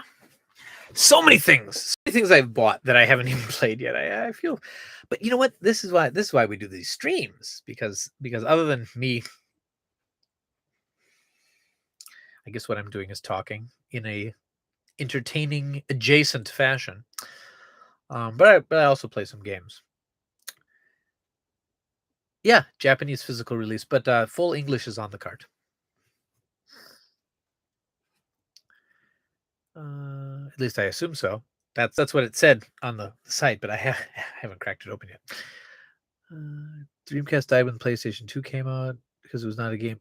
Well, Dreamcast died because the Saturn was such a colossal failure that Dreamcast was fine. It sold enough, but it didn't sell enough to reverse the fortunes of Sega. Like, had had the Dreamcast come out without Sega having been just if the Dreamcast would have come out right after the Mega Drive, but it didn't. Sega released the very confusing 32X and the Saturn, and those did really great. Well, the Saturn did great in Japan, but garbage everywhere else. Did so in Europe, but so they were so far in the hole. The Dreamcast was just this Hail Mary pass, and it did pretty good in the United States. It did fine. It but like it didn't do the level that it had to do to compete with the PlayStation, to compete with the PlayStation 2, and to cure all of Sega's mounting debt and things like that. So the Dreamcast we considered a failure, but the system itself sold better in the United States than the Saturn easily. It just didn't. It needed to sell really well in order to keep Sega afloat. My kids love both Sonic games. Yeah. I owned a Saturn in 7th grade. You know what? I skipped the Saturn. I skipped the Saturn because it came out. I bought the Nintendo 64. I couldn't understand why anybody would even want a Saturn, because I was a Nintendo kid, and so I missed the Sega CD and all that. But then I was in college, my first year. This is 1998 here. Now you know how old I am. 1998, my first year in college, and there was a Japanese exchange student who was in the dorms, and I was, and we were talking about video games, and he's like, "Oh, the Saturn is what you need." And I'm like, "What?" And at this point, the Saturn was dead in America. It was gone. The last game had just come out a few months earlier, Magic Knight Ray Earth, and I'm like, why on earth would I want that? And he's like, and he had like 3 of those little, do you remember the CD binders? Yeah, let me show you.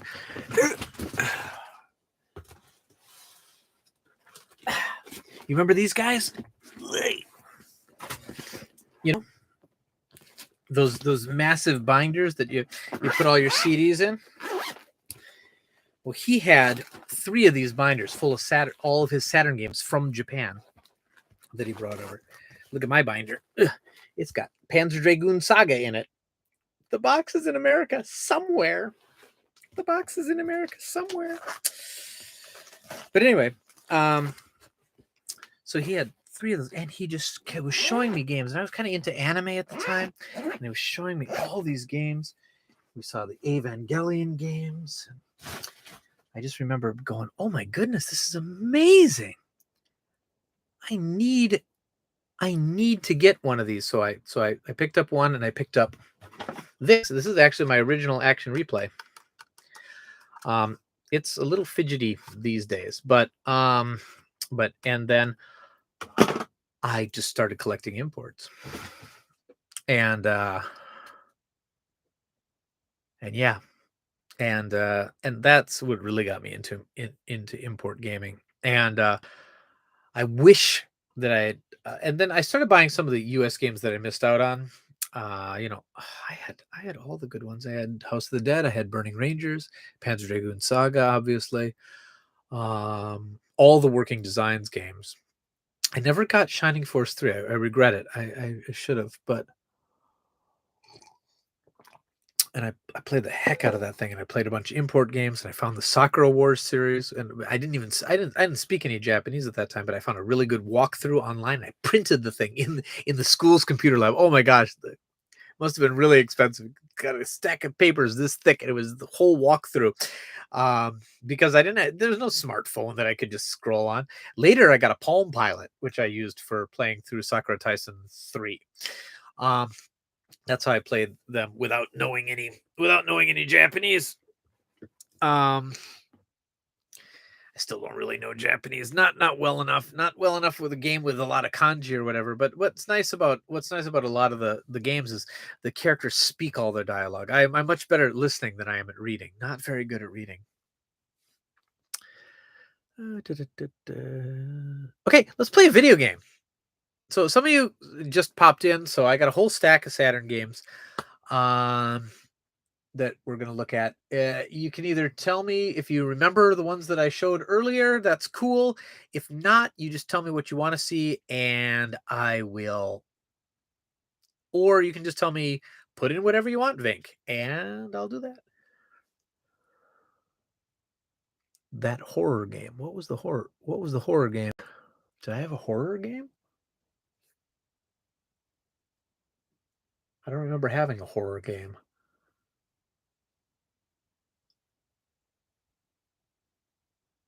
Unless you find Puyo Puyo scary. I find it a little scary.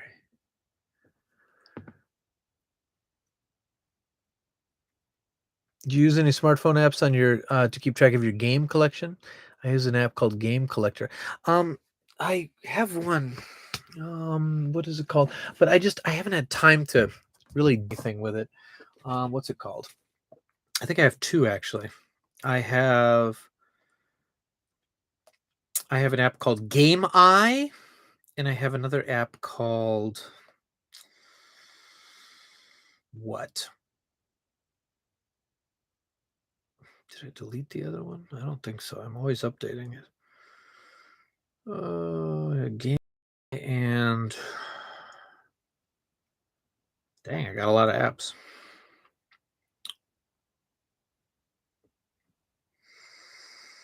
Retro Collector. So, but yeah, I don't. I should. It would be fun, but I don't know. Saturn is a console that took the torch from PC Engine as a shoot 'em up machine. Oh yeah. I use Game Collector myself, just about 100 games shy of the 2000 mark. Ooh, achievement unlocked. All right, let's play something. Oh, I know what I want to play. Because I haven't played it. I've never played it, and I really want to.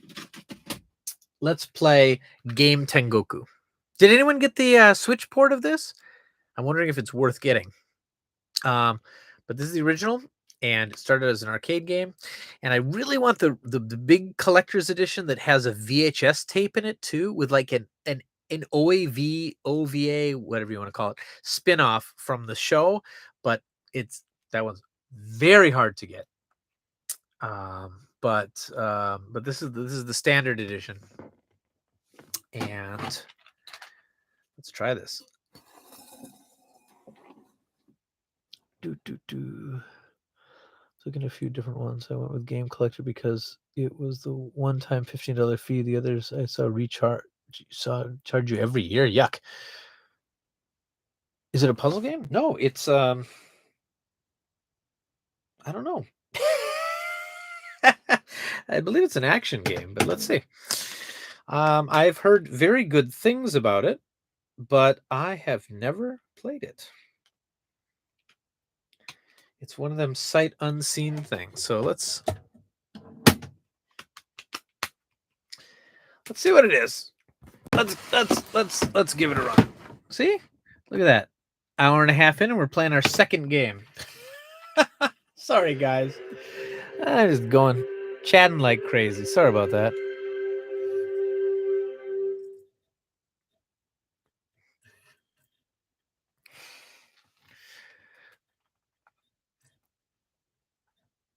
I believe it's an action game. And so that's fine. I don't need to save. Yeah, my system memory is all full.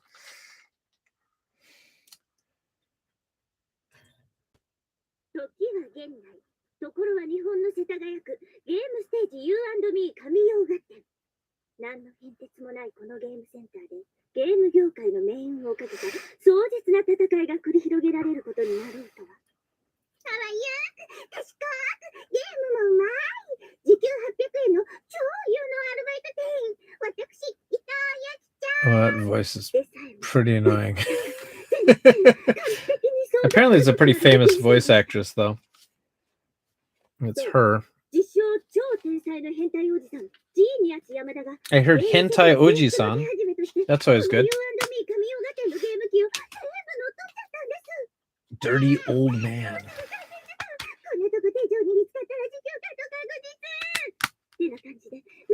So these are stills from the anime, and as I said, there was a VHS tape. You can find it on, if you look on YouTube. Someone has uploaded the whole thing.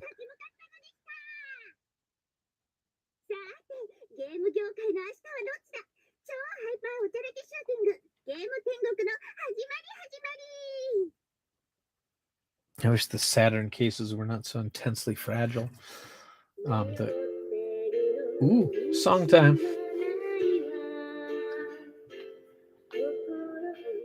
Oh, this brings back memories from when I first came to Japan. This is how you don't see just rows of them anymore. Maybe one or two in the corner. Oh yeah. Game Paradise.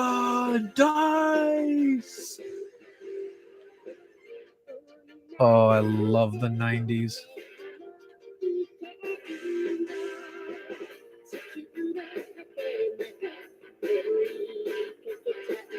Oh, this is every trope.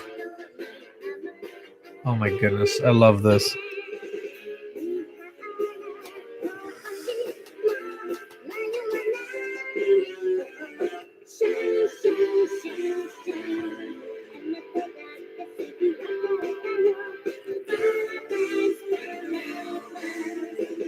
Oh my goodness, do I play the hot high school girl, or do I play the pig, or do I play the stereotypical robot? This is a hard one. I think I'm probably going underpants pig.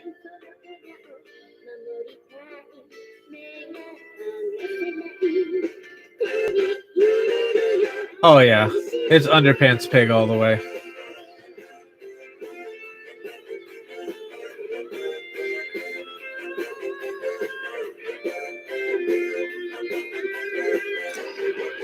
Sorry, every character who's not a pig wearing underpants.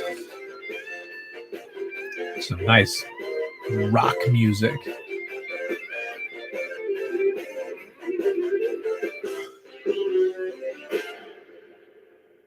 Oh, I hope this is good. It wasn't super cheap, but when I heard there was a remake out, I'm like, I better get the original before it becomes really expensive. Okay, arcade mode. Let's just do arcade mode.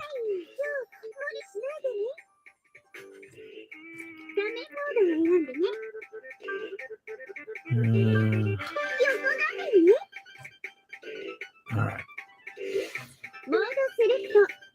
Okay, normal mode. Okay, we've got normal mode. Okay, pig. Here, pig. Okay, there's 2-player mode. Is this a shooter? That robot vending machine.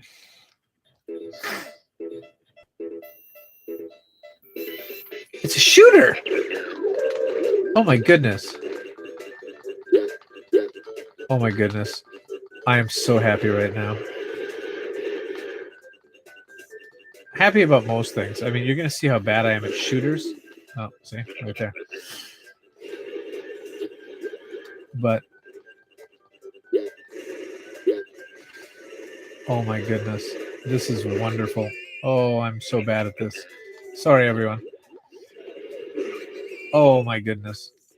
Continue. Yes, I'll keep continuing. I apologize to everyone watching this. I am very bad at shooting games, but I love them. Well, yeah, I'll tell you who's going to use their Game Genie code later. It's me. Okay, I gotta stop. Okay, I gotta fight this vending machine, guys. Okay, stop trying to read the chat. Okay. All right. Oh. I'd like to say it's because I haven't memorized the patterns and the blah, blah, blah, blah, blah, but I'm just bad at shooters. I'm just really, truly terrible. Okay. Hooray! Unlimited continues. Okay, there's a pinball machine background right now. So it's in the video games, in the game center itself. Oh man, I love this atmosphere. I will definitely cheat my way through winning this game. Oh my goodness.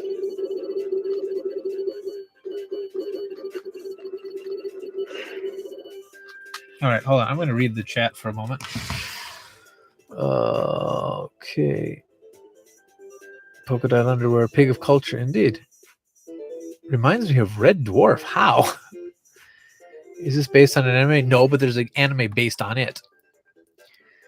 Do seem to recall that it's a shop. Yep, it is. I didn't know. Yeah, I didn't know. I'm sorry. No, you asked. No, Satoshi, you asked me if it was a puzzle game, and I said no. Or did you ask if it was a shooter? Hold on, I gotta go back. No, you asked if it was a puzzle game. So see, I was right. I was right. But it could have been a puzzle game. I don't know. Use the bombs. Okay. Anyway, I'm gonna play a little bit more. This is cool. I love the music too. I love the overall vibe. Okay, that's how I use the bombs. Okay. All right, I'm totally getting the Switch remake. And again, if you want to watch the anime of this, it is available. I think even translated, fan subbed. Oh, I just used that bomb on nothing. Oh, this is so cool. Oh my goodness, I'm fighting arcade machines. This is like a arm wrestling game or something that I'm fighting right now.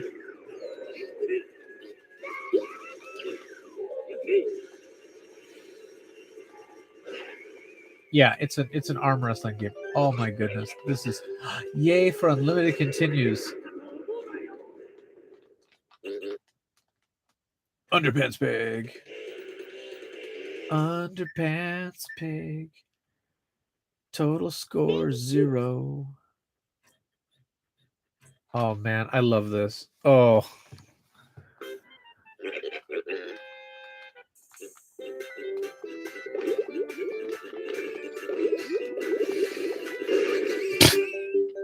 I am so bad at this video game.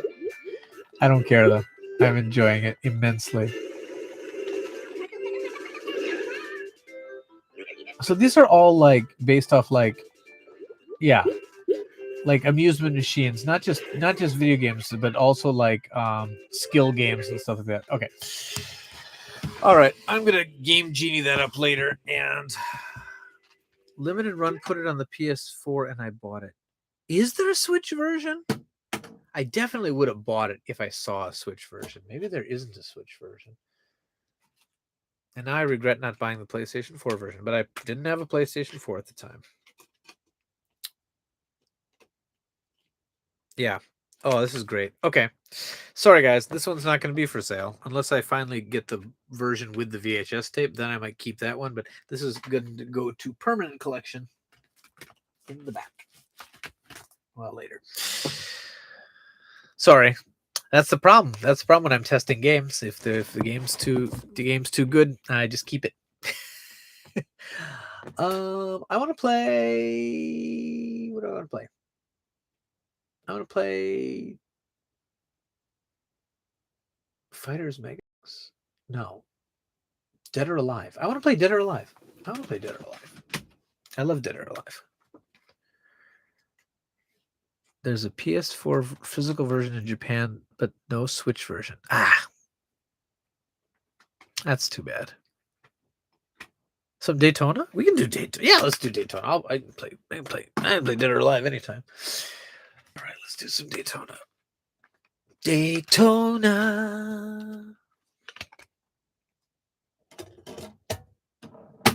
You guys can also witness how bad I am at racing games. The thing is, I love playing. I don't like playing racing games as a single player game, but I love playing it with friends of mine who are equally terrible at video games. Jiggle physics in Daytona? Oh yeah, definitely. But those aren't her real tires. All right. Oh yeah. Daytona.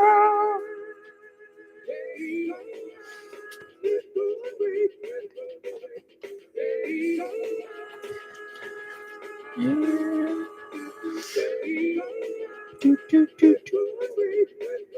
Okay, that's enough of that.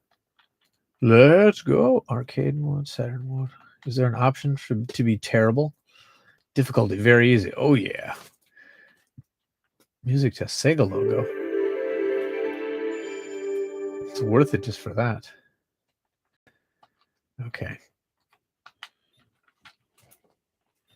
Please select a race course. They really should have made a Dead or Alive racer.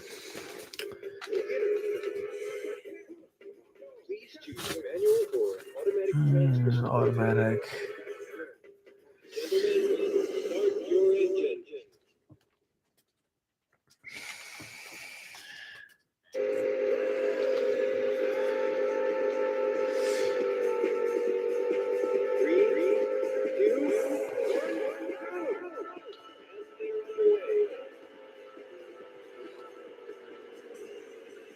So I mean, you compare it to a modern racing game, and yeah, it's ugly, but this one just plays so well. Still, it still plays so well, and it's still so interesting. You know.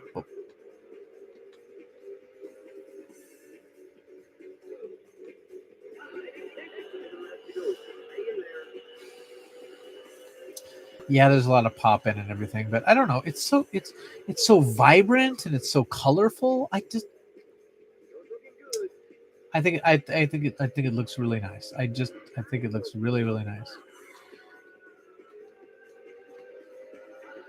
Okay, let's go this way.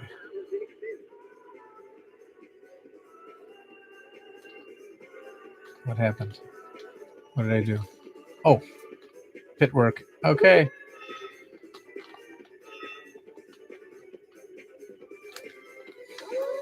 I probably didn't need that yet.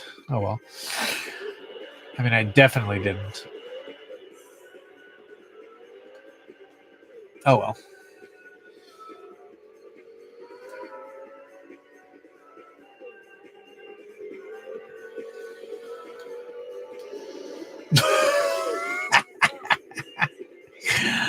Oh, I love it. I love it.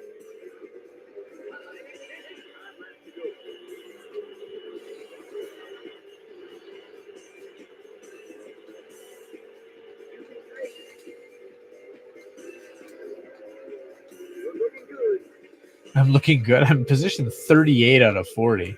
This is not looking good.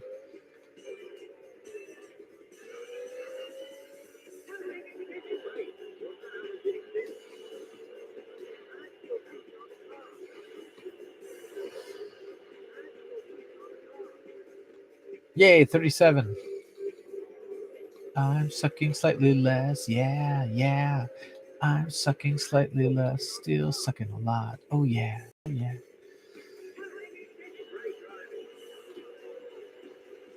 Great driving, really? Thank you. Thank you very much. I like the baked in reflections of the windshield. You know, they're not really 3D in any way, but it's still well, that wasn't great. No. Get away from me. I want to be in the top 30. It's my goal.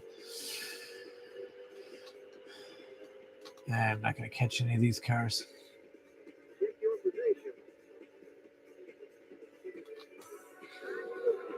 Oh, 31. Oh, okay. Don't take your hand off the steering wheel.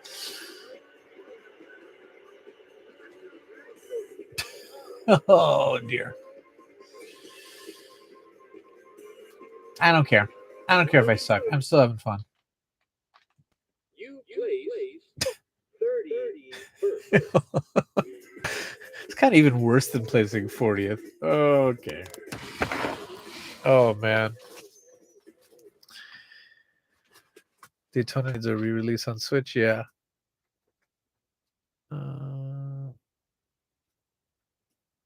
Sympathetic vibrations, the engine.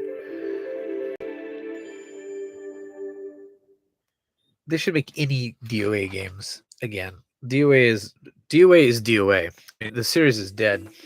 No one's even working on a game in it anymore. DOA 6 never took off in a way that kept the series going.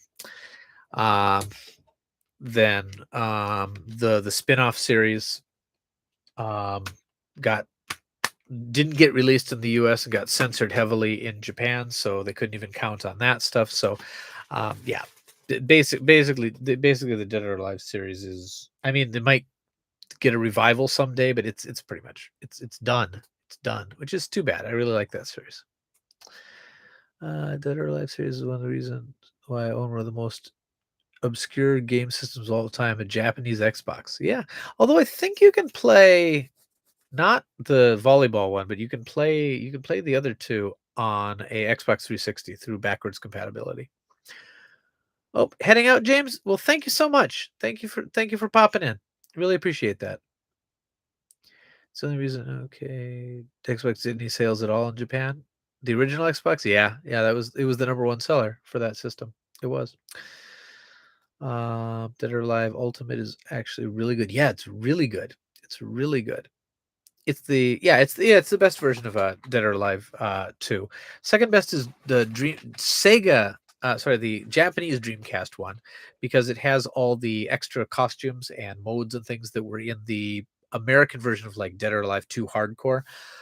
The worst version of Dead or Alive 2 is probably the US Dreamcast version, which they tried to rush it to get near launch, and it wasn't done. It wasn't finished. So no, sorry, the worst version of it was the original PlayStation 2 version before the Dead or Alive 2 Hardcore version.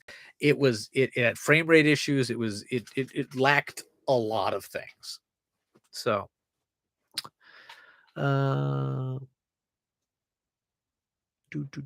or Alive on Vita. I have it on Vita now. I took your recommendation. I bought the Vita version. Where did I put it? I was going to show you because I'm so proud. Yeah, here we go. Boop. You recommended it, so I bought it. And I've also got what is it? Last round on PlayStation 4. Right here. All right.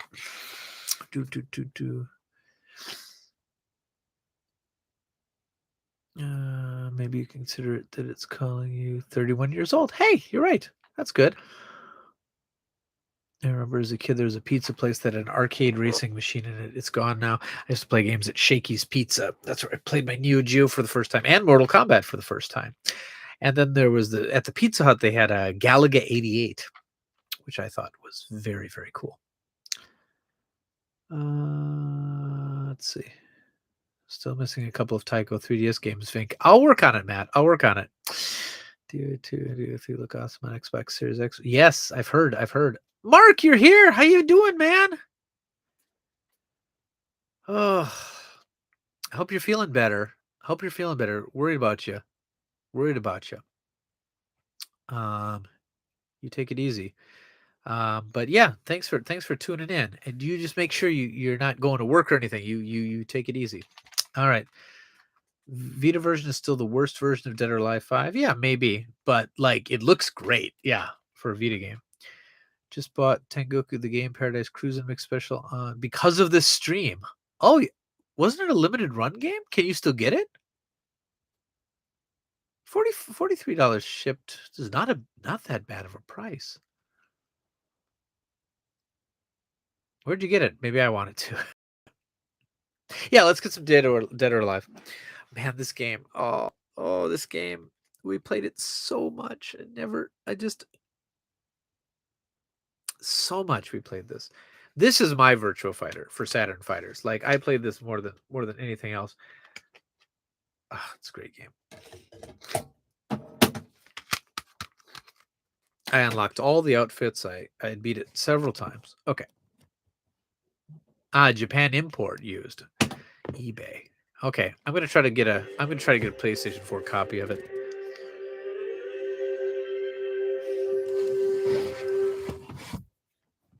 Sorry you're feeling bad, Mark. But you hang in there. Let's let the girls of DOA cheer you up here.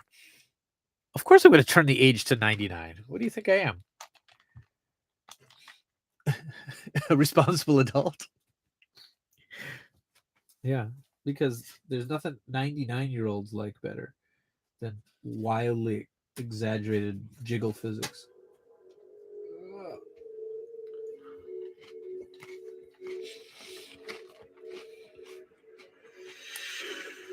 You know, if you put this disc in a PC, there's some wallpaper on it.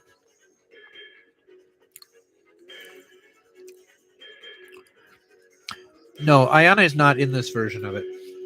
She was added to the PlayStation version.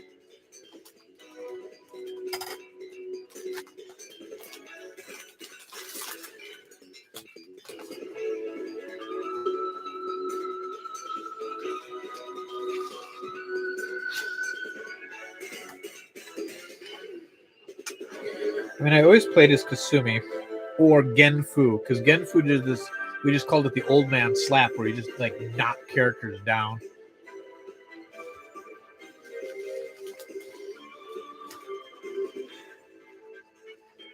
Oh yeah.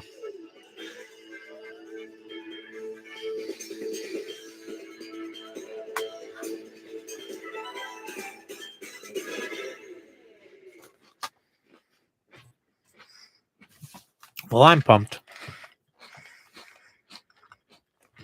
All right.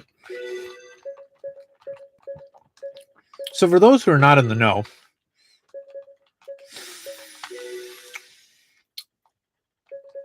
we definitely have the option for bouncing breast on or off.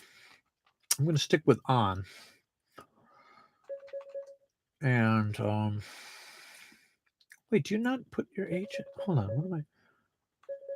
Well, first of all, I'm going to make it easy because I'm getting old now.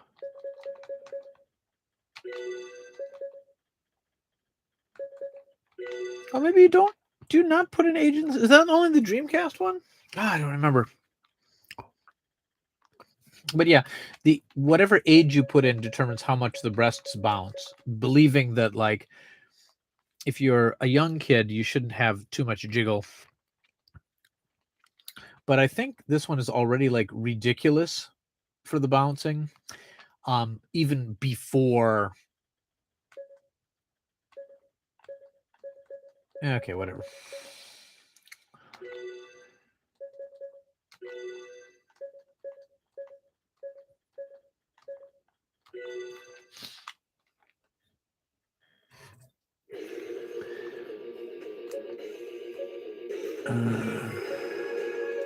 Lee Fang's good too.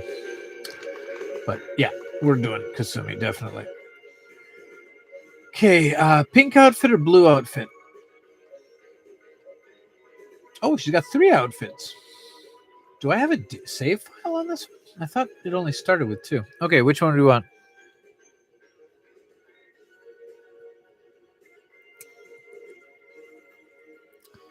Yeah, I agree. I still like this one to the PlayStation version too.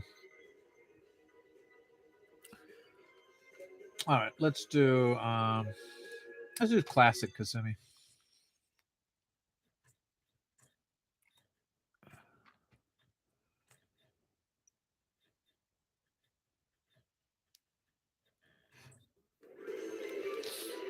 Oh my goodness, look at that.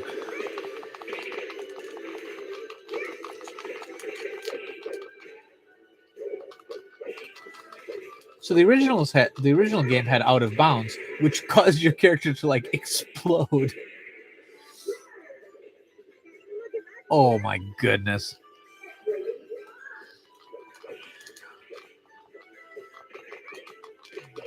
It's basically rock, paper, scissors type of moves in defense.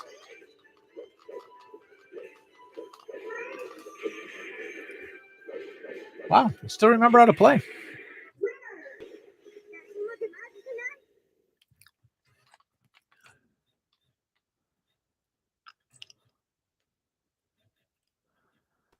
Mark, that is so awesome that you got to actually meet Team Ninja.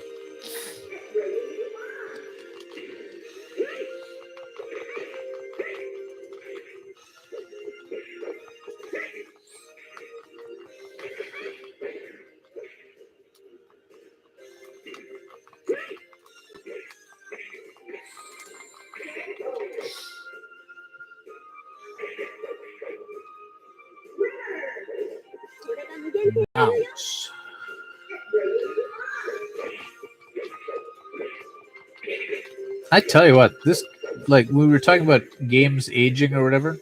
I think this game still looks really good. The backgrounds are not actually 3D. They're actually 2D images, but it works. It works because if they would have been 3D, it would have hit the frame rate and it would have caused a lot of problems.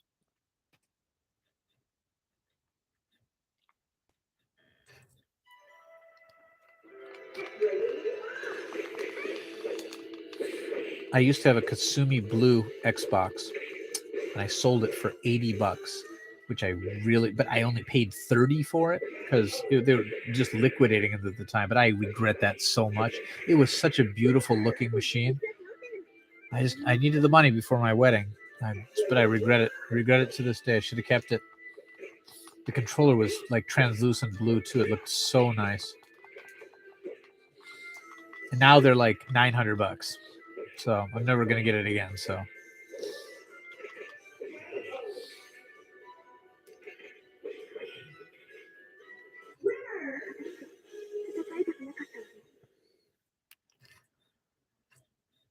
Looks like fighting vipers. Yeah, a little bit.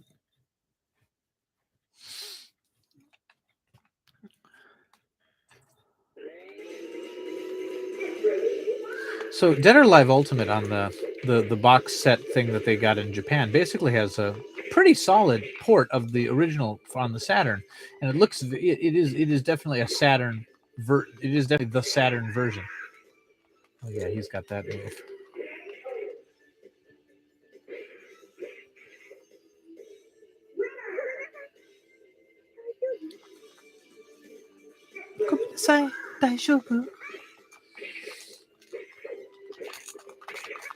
I wonder if I can remember how to do any of the actual moves. There's one where she like jumps up on the guy and I don't remember. Anyway, I'll tell you what. I think it still looks. I think this game still looks and plays excellently. Okay, but I have a copy. I have a copy in my permanent collection already, so this one is going up on the site probably tomorrow. Okay, put that with the tested games. All right. The original Xbox is very prone to capacitor leaks, which is a real bummer. Yeah. Oh yeah, winner is me, definitely. All right.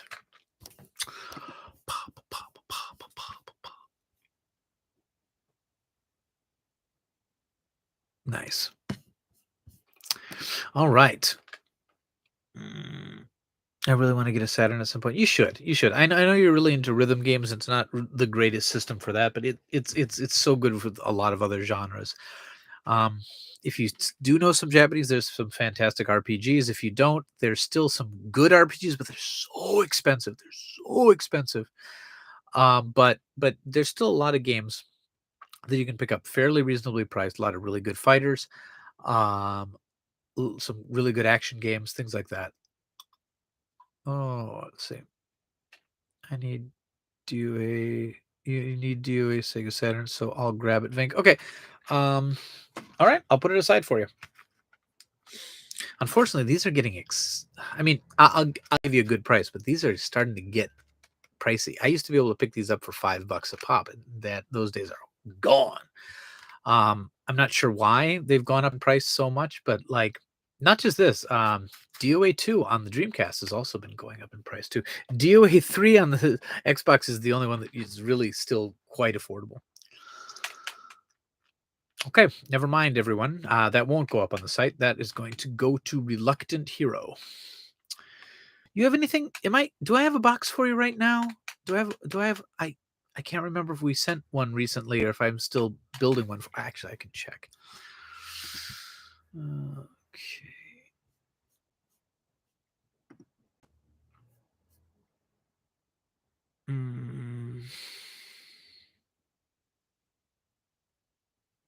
I'm not sure if I sent this box or not. Do I have a box?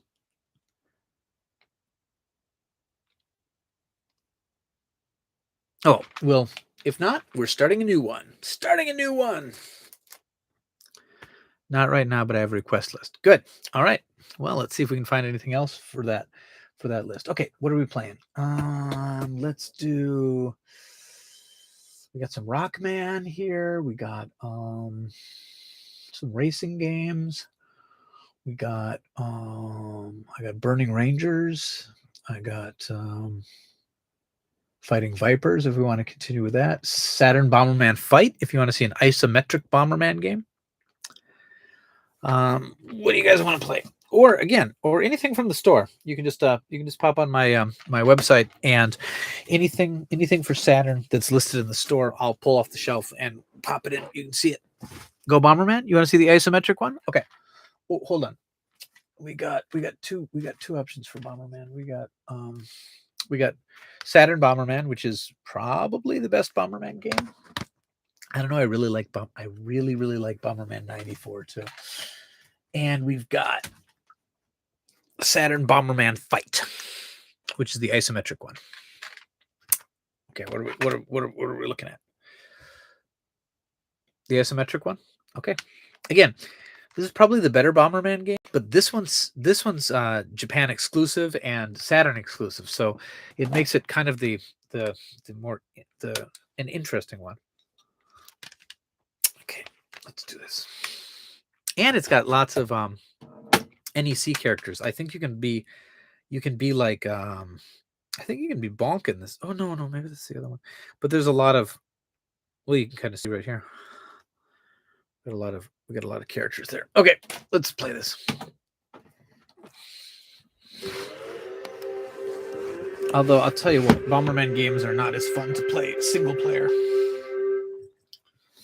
I'm gonna be the monkey because I like being a monkey.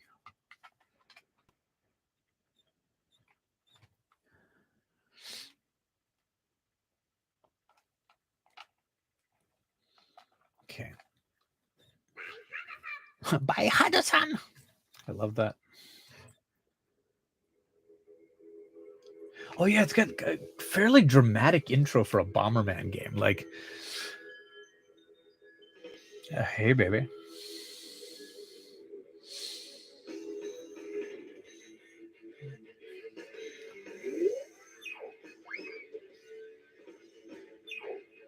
Oh man.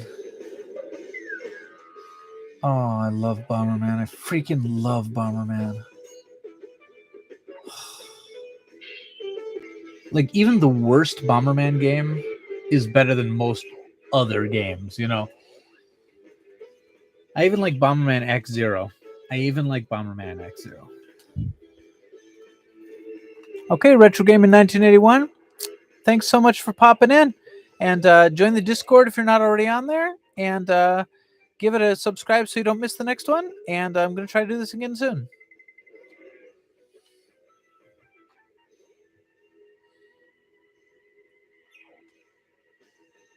This is so adorable. So cute.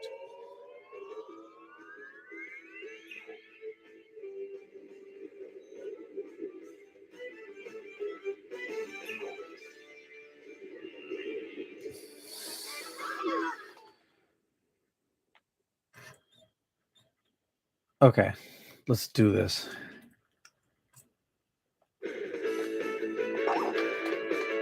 Okay. Now, unlike Saturn Bomberman, which allows up to 10 players, I believe this one is limited to 4. Wait, how many players? 1 to 4. Yeah, 1 to 4. Okay, let's do the story.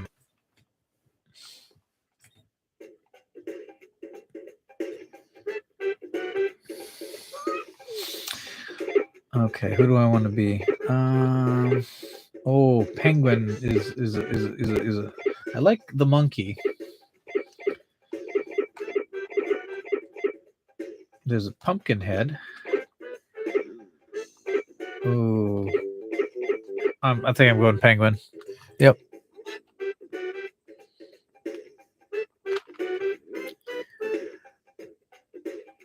Yep. Give me a handicap. Oh yeah.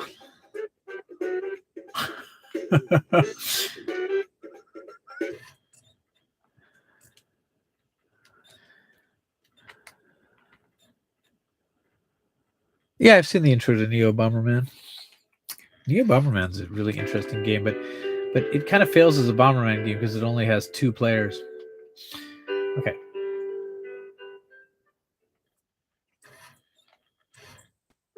Oh yeah, all the cutscenes are voiced in this one. I forget about that.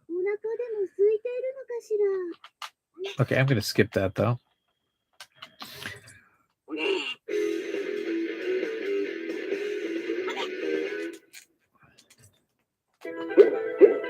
Okay. So basically you're working on different levels right now too. Oh no, oh no, oh no, that's not good. And you can kick and okay.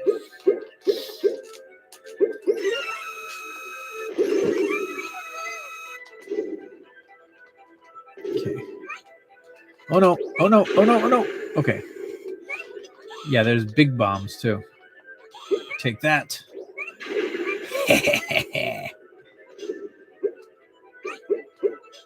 Okay, I've got the jump ability now, which is very helpful.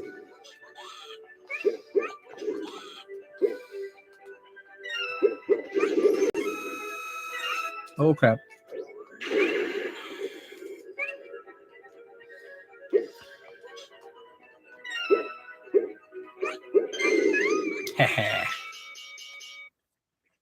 All right.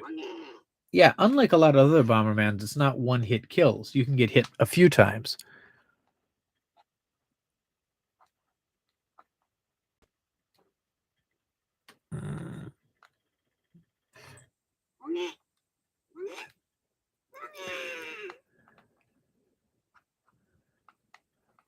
All right. Okay. Sympathy for...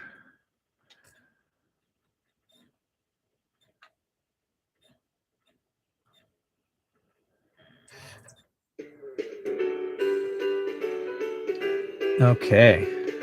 But yeah, the stages are quite... Because they're multi-level, they're kind of unique. I don't know. I tell you what, I don't usually play the story mode. I usually play this one multiplayer. My kids like this one a lot.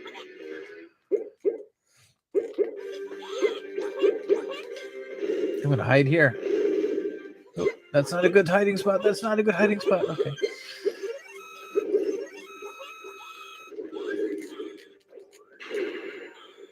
Oh, no.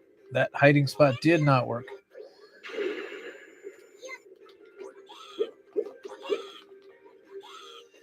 Running.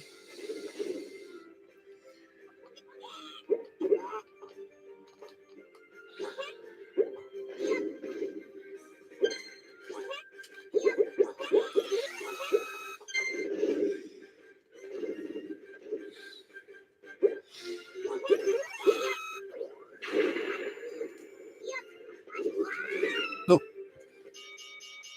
Yeah.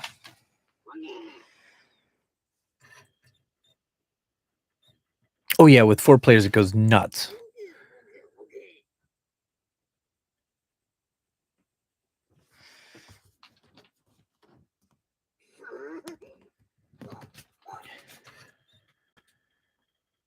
But anyway, that is Saturn Bomberman Fight. And it, again, my favorite Bomberman game is the regular Saturn Bomberman, but it's unique enough that it's definitely worth owning both. I really enjoy both of those games very, very much. Oh yeah, I got 2 box Takeshi no Chosenjos. Let's see.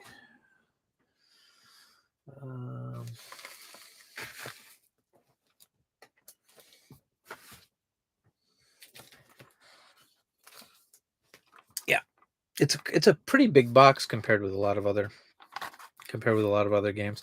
It opens from the side, which is interesting, and then you open it, and right away you've got this big picture of Beat Takeshi. And my copy, and this is a postcard basically. And my copy, I think in the manual. Let's see. Yeah, someone took notes about the different puzzle stuff. I think that's for me. Like a lot of people would not want to keep that in their personal collection because they think the game's ruined if it has writing on. But for me, it just means like someone actually invested into this game. so much that they were trying to beat it, which is hard for this game. And I don't know. I have 2 copies of it. I have one for sale, but I know that the people who are buying it as collectors are going to want the one that doesn't have any writing on it. So that's the one I put up on the site. But for me, again, I think this one has more character, and it's the one I want in my collection. I know, I'm weird. I don't collect games so much for resale value or like to be museum pieces. I collect games because I enjoy them and because they're something that, you know, just by having brings me a lot of pleasure. So this is a good game. Korth. Okay, sorry. I'm getting into other platforms other than Saturn. Ugh. Okay. Oh, you want to grab Bomberman Fight as well? Cool. Okay.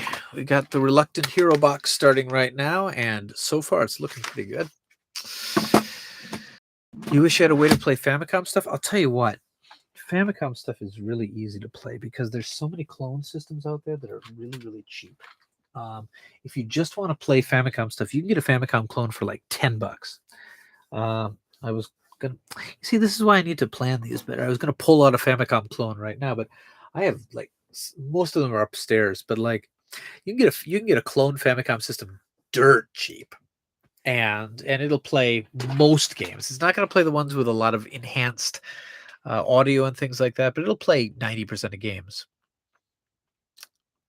So, I mean, I know, having a real Famicom is so much better. Really good controllers and stuff like that, but you don't need one to still have a pretty good, yeah. Oh, I mean, what I love is, okay, this is in my copy of Fighters Megamix. Oh no, sorry, Virtua Fighter 2. Look at this. Someone is a handwritten note. Someone wrote all the moves. Look at that. Isn't that cool? That's treasure right there. That's treasure. I'm not going to throw that away. So, yeah, it's really cool stuff. Hudson made a Famicom to bed adapter. To Ntsc. Okay, that's maybe. I don't know. That sounds like something they might do. They made all kinds of stuff. Hori maybe made one too, but I'm not sure. Okay, what are we playing next? Let's see. I really want to play Digital Dance Mix now, but I know that I'm going to get this stream copyright struck again. I don't want to do that. I want to play Puyo Puyo Sun. Oh, I want to play Puyo Puyo Sun. Sorry. I know Puyo Puyo games are maybe not super exciting, but this one's really cute. If you don't have it or have seen it, it's it's nice. Have I ever played Doom or Quake on Saturn? I used to have Saturn Quake back in the day. I'm not as I mentioned before, I'm not super much a first-person shooter fan, so it's not a game I held on to. I sold that one off. I was playing sold it to Mark, but Alien Trilogy as a shooter on Saturn is quite interesting. I could mute Amuro Nami. I could, but then what's the point, really? She's so good. Do you guys like J-pop? Because Amuro Nami is really good, and she's still really. I mean, like, she retired a few years ago, but up until that point, she just was releasing just banger after banger, like just really, really awesome albums. And I do sell J-pop too, and I know nobody buys CDs anymore, but but like if you've got your Spotify or whatever, you should listen to Amuro Nami. She's fantastic. Otsuka is fantastic too. Sakarambo is one of my favorite songs. And what was it? Happy Days? Happy Days is good too. TM Revolution. Oh wow. You've never listened to J-pop? Okay, Mark. next order you make, I'm gonna put in something for you. What would you like? Do you like 80s synth pop? Or what should I okay.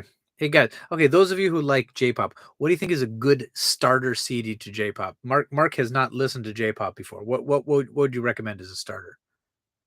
What CDs?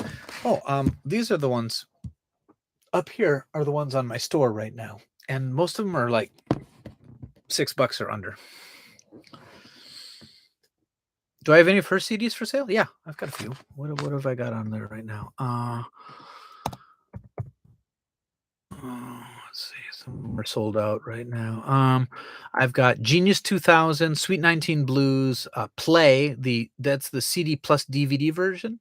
Best Fiction CD plus DVD version. So I got 4 Amuro CDs on right now. Let me link you there.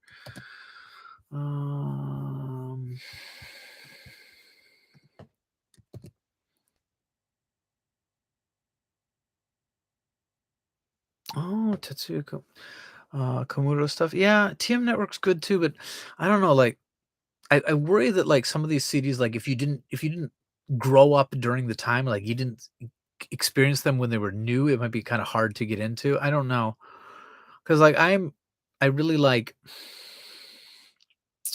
I like TRF, and but like it's really dated right now. Like if you listen to it right now, it's I don't know. I don't know if I have any Otsuka Eye right now. Someone ordered a few of them, because Otsuka no, I don't think I have any Otsuka Eye well, actually I might. Upstairs. You see, J-pop does not sell well on my store. It does not. It does. I mean, I've had a lot of these CDs for 2 years and they've just been sitting there, which is really unfortunate because I thought I wanted to make a curated music section. I really did, but maybe my taste is different from other people's, or people just don't buy CDs anymore, or I don't know why, but nobody buys the CDs, which is really sad, and that's okay because it's my it can be my collection right now, so I haven't so I bought because I thought this was going to be big, so I've got maybe a 50 J-pop CDs on my site right now, just artists I like, and I've got another 100 CDs upstairs, and they take so long to list because I get the track listings, and if you look in my J-pop section, you'll see that I wrote a comment about every album because I've listened to every album that I put up there. It's a curated selection. I'm not just buying whatever. It's stuff that I've listened to that I either like or can understand the historic value of. And it takes so long to list them and nobody buys it. I just kind of stopped, which is unfortunate. City Pop, City Pop. Yeah, City Pop's I've got requests for City Pop lately. But yeah, Matt, I can get some more Otsuka CDs if you want. I can pick up some. Love Jam's pretty cheap these days. I bought a few YMCK albums from you. Thank you. Oh, YMCK is wonderful. I got to see them live in concert back in 2009. They were so good and just I love them. I love them. They stream sometimes, which is really cool, and they're just kind of fiddling around with stuff. Do you have any of the Street Fighter 2V music? No, not really. I don't do many OSTs because again, most people just pirate that stuff. So like OSTs are expensive even in Japan. Like for example, the Donkey Kong Country, like Super Donkey Kong album is like over $100. A lot of these OST CDs become incredibly expensive, and I wouldn't be able to sell many of them for like under $30, and nobody's gonna pay that for a CD these days. Nobody's gonna. So I don't even bother. City Hunter and Orange Road get heavy play on Pluto T. That's crazy. Orange. I'm a huge Orange Road fan. Did you catch our Two Boobs podcast about Orange Road? I love Orange Road. Okay. What had great music? Bubblegum Crisis. Bubblegum Crisis had really good music. Got any BZ? BZ meaning Balzac?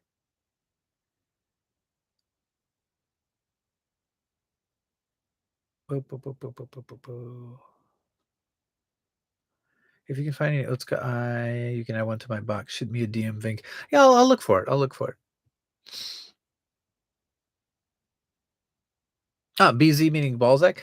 Yeah. I mean, I love any. I mean, I'm a fan of the Misfits to begin with, and any like group inspired by the Misfits. Yeah, yeah, yeah. Oh, I like the heavier J Rock stuff. I like Bees. Oh, okay, never mind. Bees is fine. Bees is fine. They're a little poppy. Um, I I have a few of their albums, and one of like my brother-in-law's wife is a huge fan of them. Goes to like concerts for them.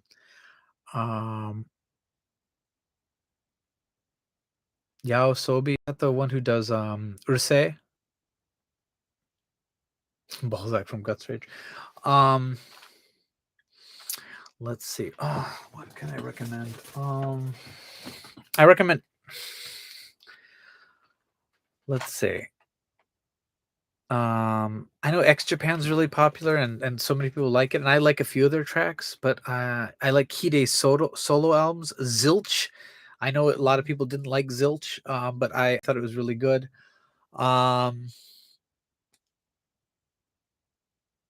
Yeah, Kromanians, fantastic. Dinky Groove is one of my favorites, but a lot of these CDs are the bands are so obscure that their CDs are kind of expensive, so I don't usually list them.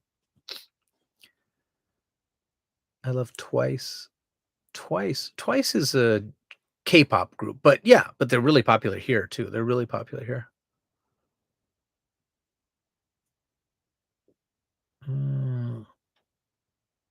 But yeah, anyway. Okay. Mark, I'm just gonna send you some stuff. I'm gonna send you maybe some Utada Hikaru. Utada Hikaru is a good starting place. She's really good. You might recognize her stuff from Kingdom Hearts. That's maybe a good place. I'll think about it. I'll think about it. But it's a little soft though. I know you like rock. Yuki Kimura, that'd be good. Or like speaking of or Kimura Kaida, this should be good. Orange Range is good. Orange Range. Yeah, that's what I'm gonna send you. Orange Range. Nice one. Nice one, Sweets. Yes, that's really good. It's still upbeat. It's got that connection with like each. What do I have for Orange Range? Natural.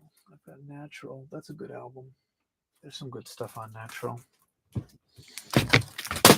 Oh, what did I drop? Oh, well, that's going to need to be recased. Whoops.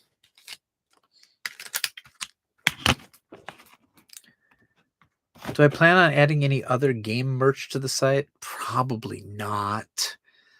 Merch doesn't sell well. It just, I don't know.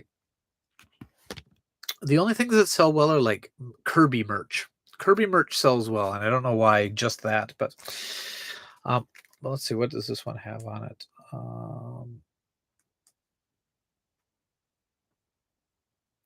This one has asterisks, so that's the one from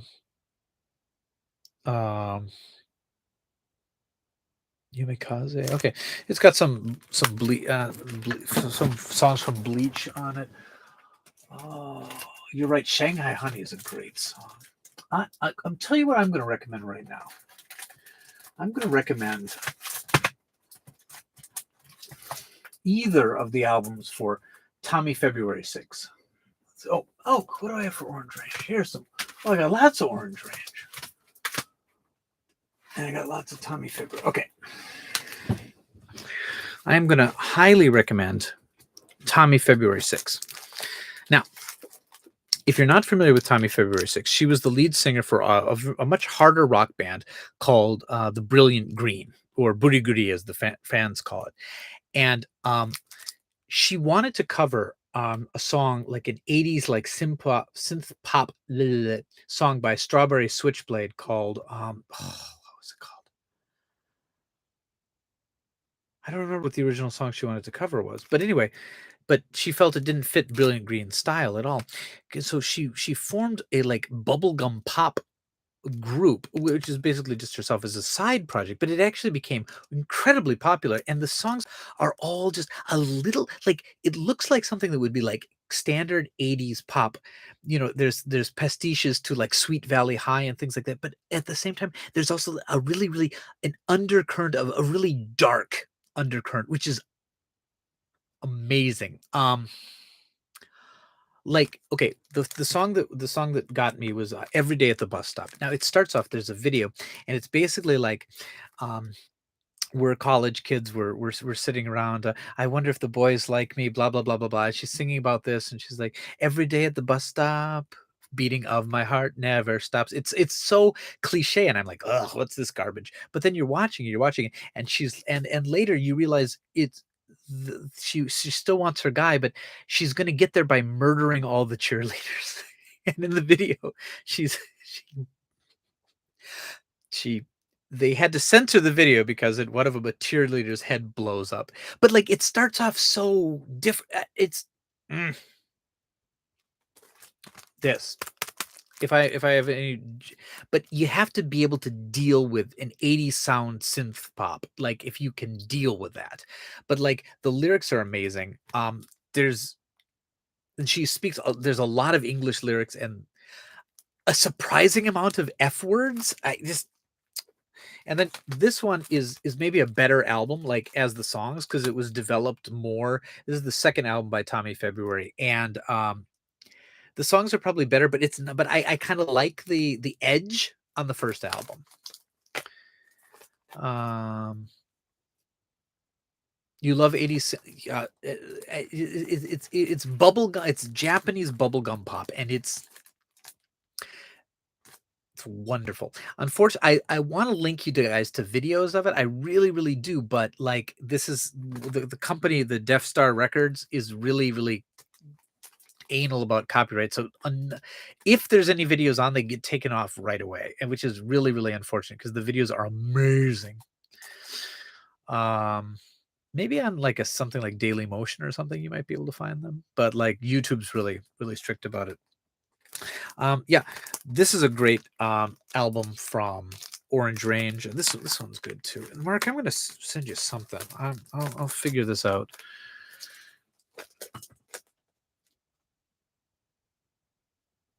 Taiko YouTube. Oh yes, Kevin Pop. I'm sorry. I may have gone off on a tangent. Sorry about that, guys. I don't know anything about modern Japanese music. I really don't. Unfortunately, I don't have the time anymore. Other than I kind of like Sekai no Owari. Like they've got the Dragon Knight is a really good song. Like I can listen to some of the stuff that my kids are into. But like I don't follow it anymore. But there was a time when my first few years when I was here, and the years that before I came to Japan, when I was interested in Japan but not here yet, I followed all of this really closely. So if you ask me about like early 2000s or whatever, I knew, like I followed the charts every month. I knew what was popular. I bought a ton of CDs, and like, yeah. Oh, RPG is a good song. My daughters did for sports festival. They did a dance to RPG by Sekai no Owari, which means end of the world. Their song Dragon Knight still I think is amazing, and they did an English version of it too. Actually, you can find that on YouTube. That does exist on YouTube. It's really good. Okay.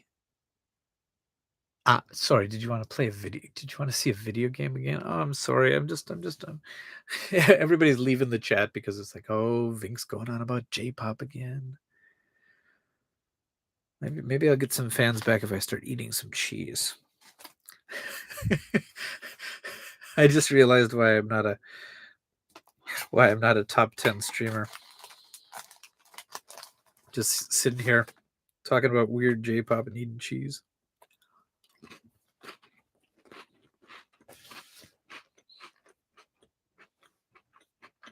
Okay.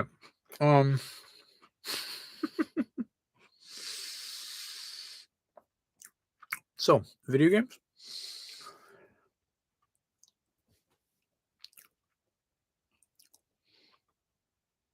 Well, thank you, Mark. It's about hanging out with you and not just games. Well, that's good. That's good. I feel like I would hang out with me. Like if there were two of me, I would probably be my friend. I think we get along pretty well. Maybe be a little competitive. But I'm not sure how other people stand me. All right.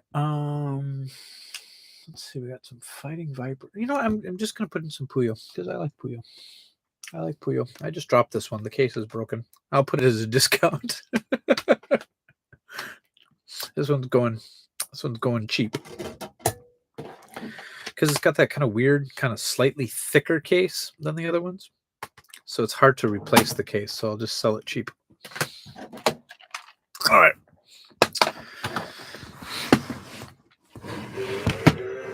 Like I'm more of a fan of the gameplay of Puyo Puyo 2, but I just love the style of Puyo Puyo 3. It's so fun. It's just so bright and colorful and just just fun. It's really, you'll see what I mean.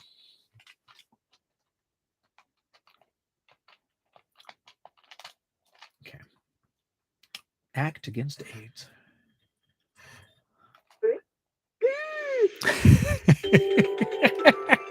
I love it.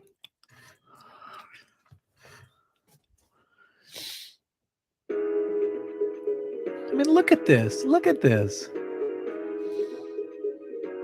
Modern Puyo Puyo games are still super fun, but the art style of the original series, when it was still the spin-off of Monogatari, whatever. Oh.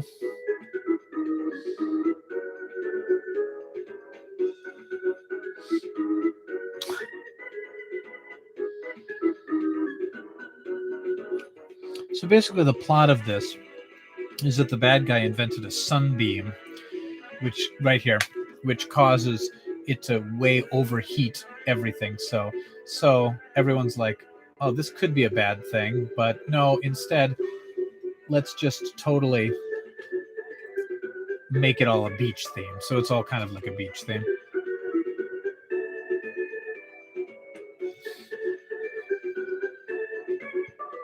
Oh, I just freaking love this game.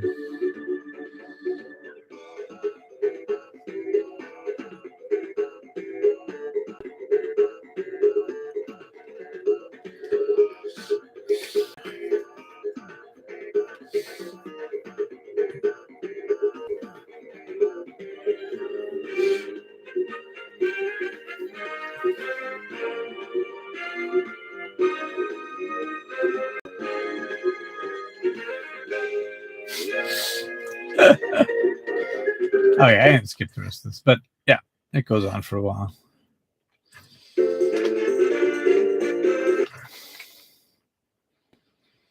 I keep forgetting how the sun mechanic works. As I said, I don't play this one as much as like Puyo Puyo 2. I'm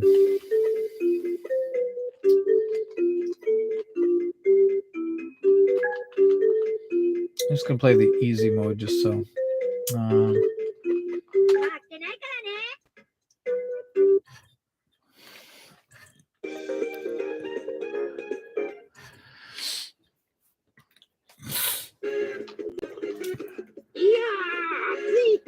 He's like the first enemy on like every Puyo Puyo game until Fever, where they changed the cast around.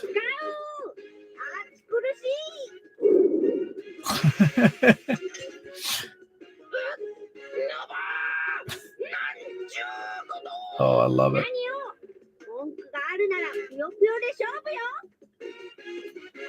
Challenge you to Puyo Puyo. The skeleton just wants to drink his green tea. Hey, Satoshi, welcome back.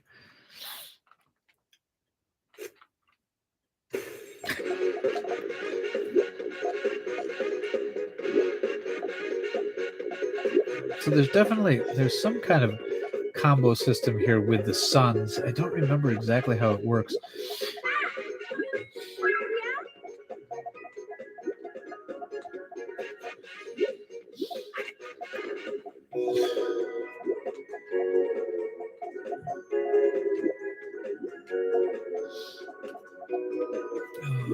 Now can I set up some combos?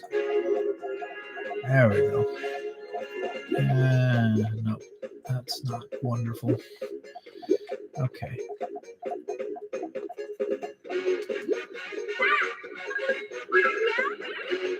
That wasn't as much of a combo as I hoped.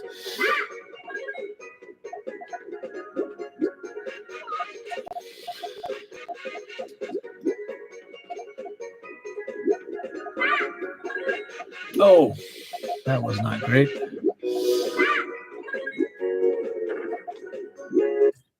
Oh, pretty easy opponent.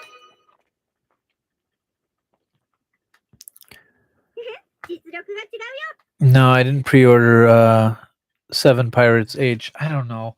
Play Asia. I've bought a couple things from them. I guess they're good, but it's so expensive. Maybe I'll get it though. It looks fun. I want some water. Here you go. Goo-boo, goo-boo. Oh, I love it. This game is so cute. I love this game.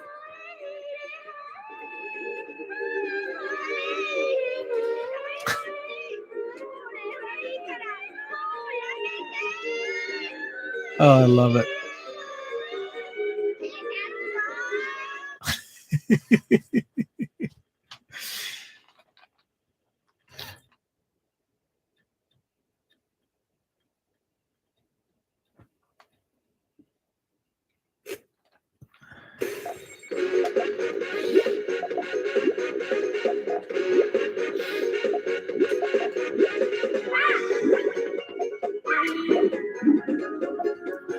Okay, let's get some combos going. There we go.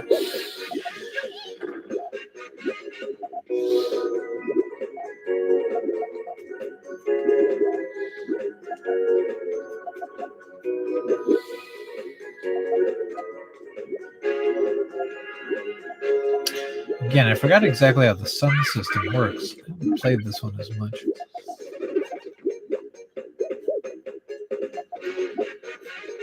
They're not regular like garbage Puyos.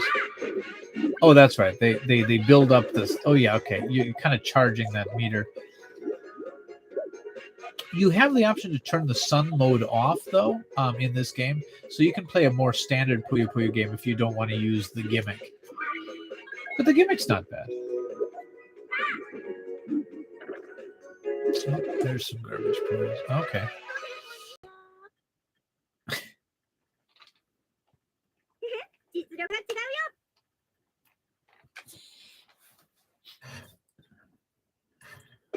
Oh, you should watch this next cutscene. If I remember correctly, it's got some swears. Oh no, never mind. That's the guy who wants to be.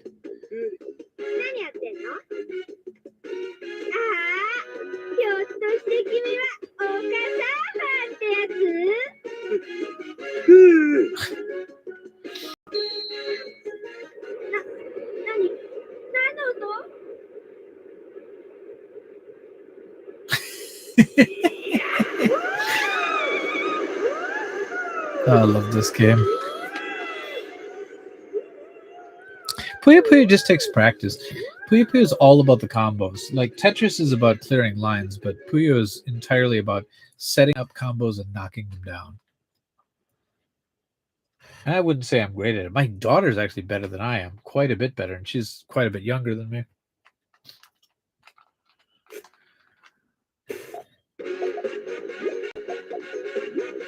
So it's, you know, just making rows doesn't do anything. Your opponent's just going to wipe you out. So you've got to find ways of like, because just making a row like this doesn't give you very much, and it doesn't do any attack to your opponent. It'll keep you alive. But what you really need to do is find ways to set up the combos, which I'm failing at right now. Okay. So it would have helped if I had another green there. Then I could have done a combo there. Try to set something up.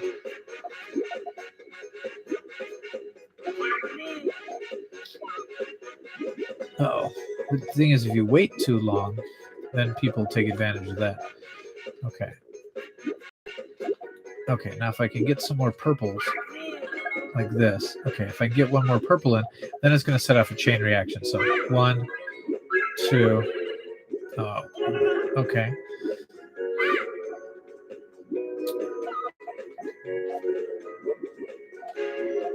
Sorry, I'm not playing super well right now, but okay. Once those garbage Poyos clear, that'll be a row. Okay.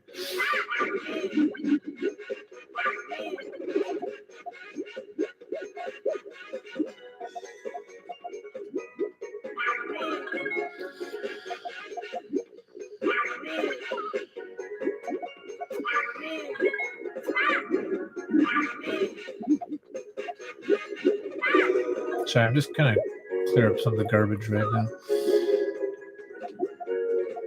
I'm not comboing well.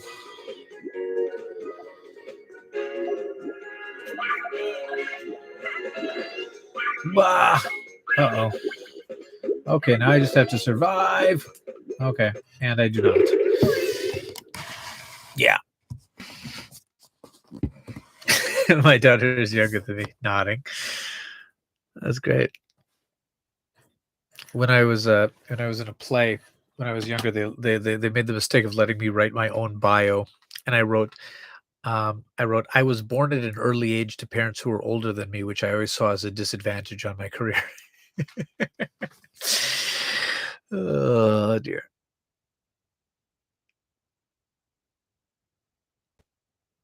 I have this for N64, but man, the Saturn version is so much better. I mean, it depends. If you're just going to play the game, if you just want to play the game, the N64 one is closer to the arcade game. The arcade game doesn't have all these cutscenes either. It's really nice because the N64 one has no loading time. You just play, play, play, play, play. When you're playing multiplayer, I mean, the cutscenes are kind of making it look like there's not loading, but like when you're playing round after round, like I do with my kids, the loading time in between the stages is kind of annoying. So the N64 version is good there because it's instant. It's the next stage, next stage, next stage. But I agree. The disc based versions are more charming because they've got those character voices and things like that. Well, Mark, do you need this one? I know you started a new box.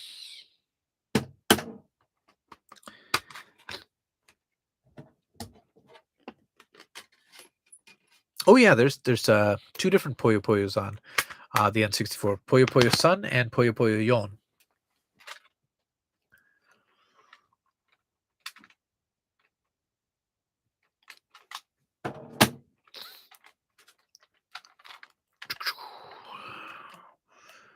My Sega Saturn white, the Segata Sanshiro approved version.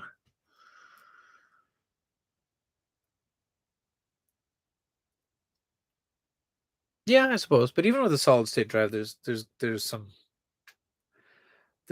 loading, I believe. But but I don't want to. I don't know. I find those drives sad personally. I mean, if I'm gonna destroy the inner workings of a Saturn, I might as well just play on a PC emulator. I don't know. It does look cool. Anyway, yeah. So Mark, if you need this, just let me know, and I can put that in your box. Oosh.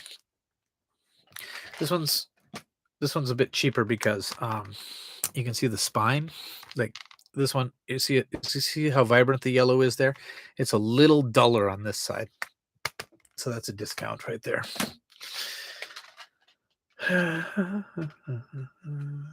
That's true. I agree with that. I'm fine with people using dead shells to do things, but I see too many tutorials about people just stripping out working Saturn components, and it makes me sad because that's like one less system on the market then. But yeah, if you got a totally dead system, yeah, fix it. Okie doke. Oh my goodness, it's after DM already. Oh my goodness, really? I want to play more video games.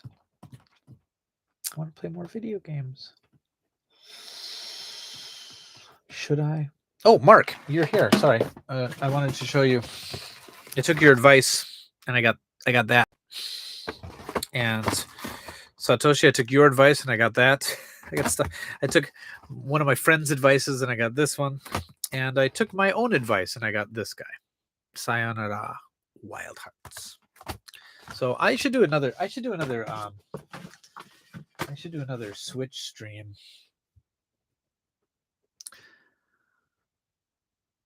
Sorry, I think. Okay, tell you what. Reluctant Hero. If I can get another game, Tengoku, I will sell one of them. But right now, I quite like it. But I'm gonna try to find one with the VHS copy because I'd like to. I still have a VCR. I'd like to have a nicer quality of that than on the YouTube. So I'll tell you what. I'm gonna go out maybe this weekend and see if I can find another copy. And if I can, I'll sell you that copy. Or maybe I can just get another copy. So let me see. Play Neptunia? Oh, sure. On my Saturn. Yeah. You got a VCR too? Oh, that's good. I wonder how long it's gonna hold out though. There's a lot of moving pieces in there. Maybe I should do a PlayStation 4 stream sometime. I've been building up a bit of a library. It's not a lot. Oh, this isn't a PlayStation 4 game. But I've never done a PlayStation 4 stream.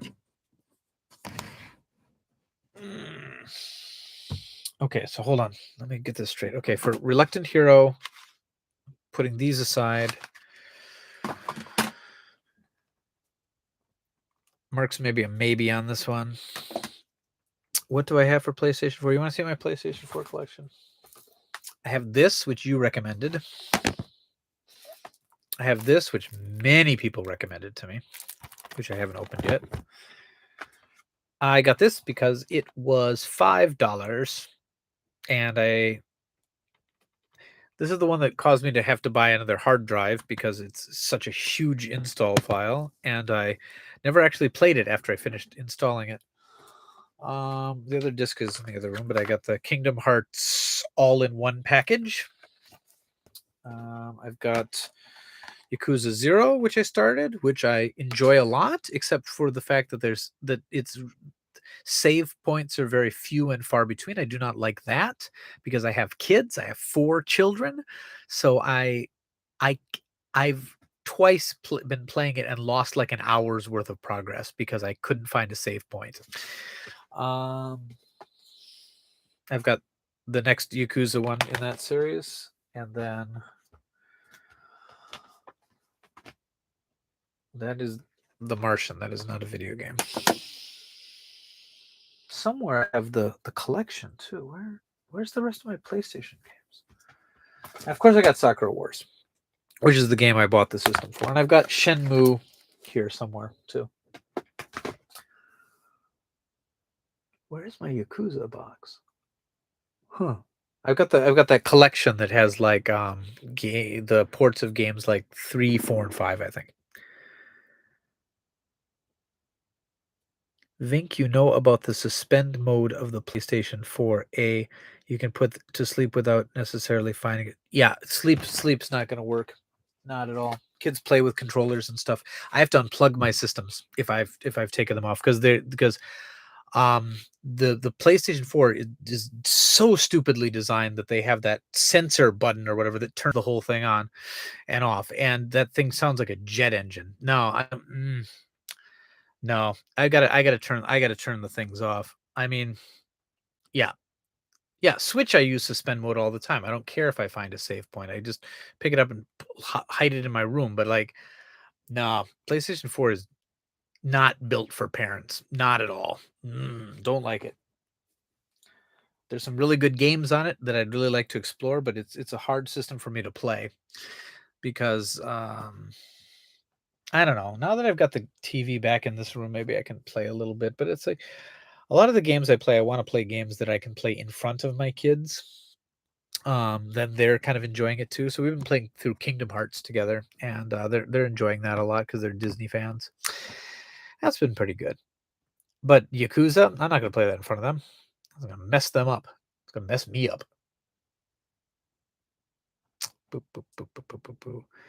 I don't trust PS4 suspend. Yeah, that's another thing too. From what I hear, it's a bit hit and miss. I'm wondering where my Yakuza collection is. I'm actually kind of concerned about that now.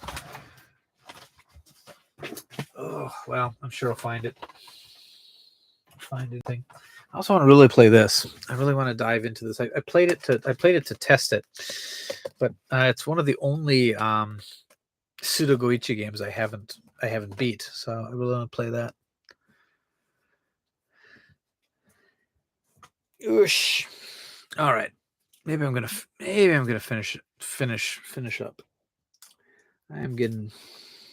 I'm not tired actually. I'm actually super hyped. This is the genkiest I've been all week actually. It's a really hard work week, but I'm really having fun right now. But my kids have events in the morning, so I'm gonna have to be up in a few hours. So I think I gotta wind this down right now. But I've really enjoyed talking with you guys today, seeing you guys here, playing a couple games, going on weird rants about J-pop.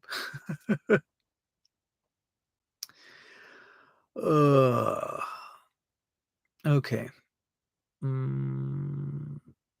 All right, Chin, thank you so much. And if anybody wants to reach me easy, the Discord is nice.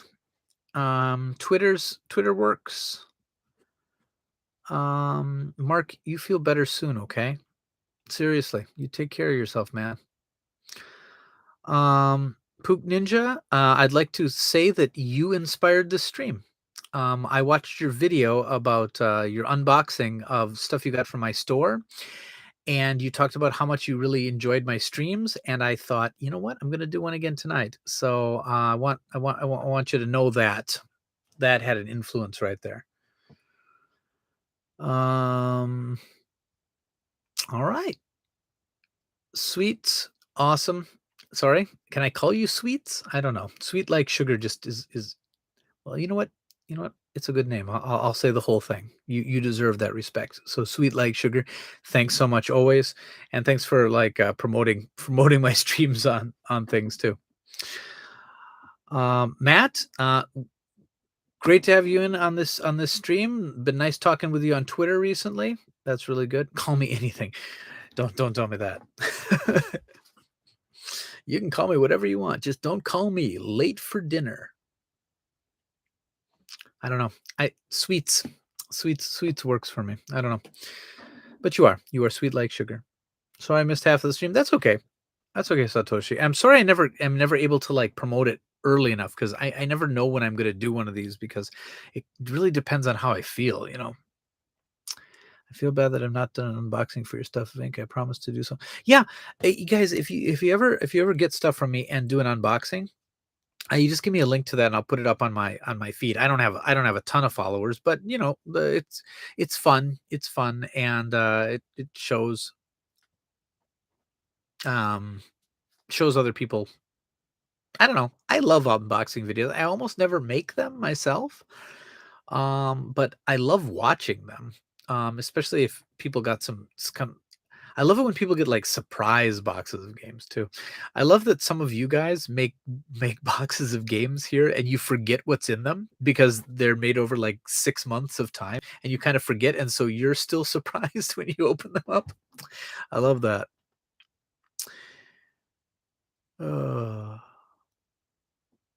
That's good. Get some of you guys on the podcast sometimes too. I really that'd be fun. That'd be fun.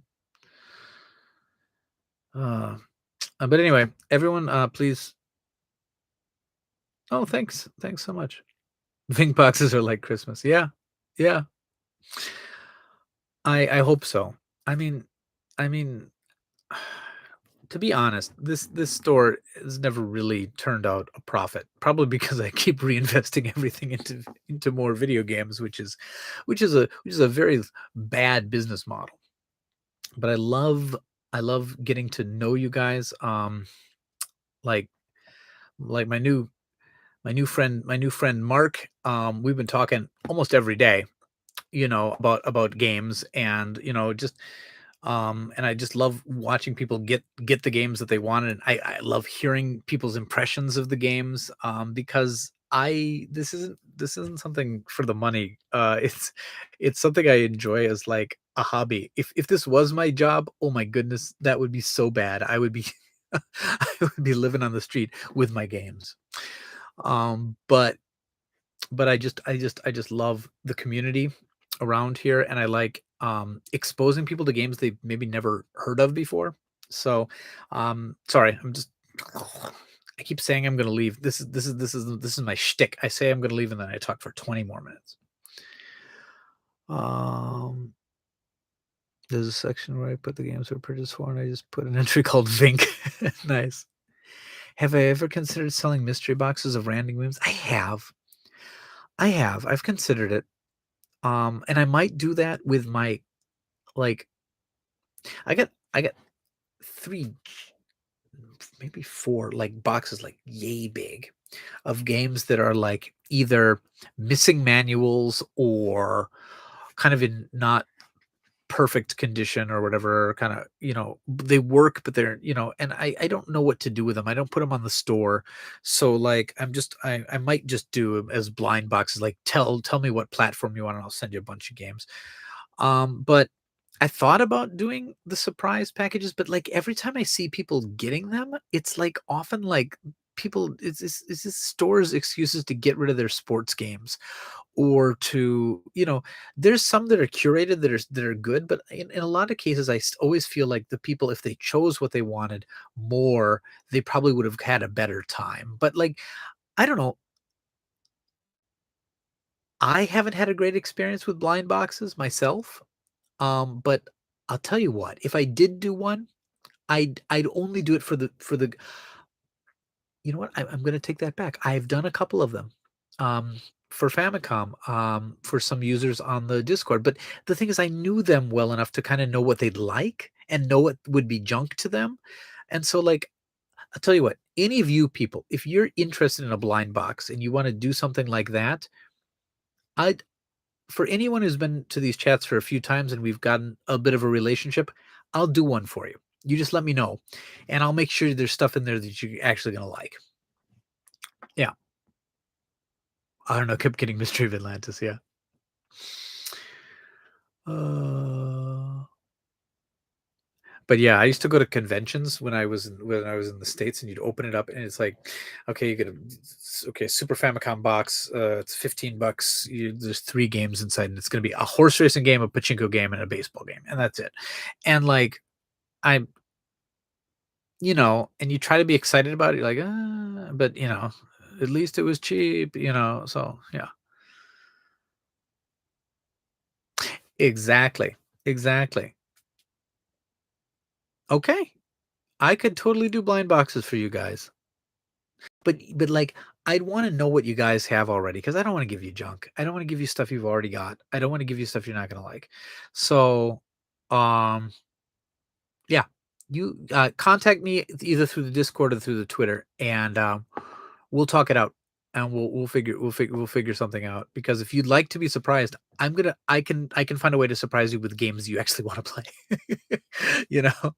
Um I don't do blind boxes, but, I mean, Mark knows. I shop with him in mind often because I've kinda learned what he likes, and, I'm like, "Oh, he's probably gonna like this." Unfortunately, half of the time he's already got it because because I guessed too well. Like, "Oh, he'd probably like this. Oh, yeah, he likes it. He's already got it." I would be into I You're right, Satoshi. I did a music CD blind box for you once, didn't I? I did. Okay. I guess I'm having an old man moment when I'm like, I don't do blind boxes. Then they're like, well, you blind box for me, and you did blind. Oh yeah, I guess I do a little bit. Oh dear.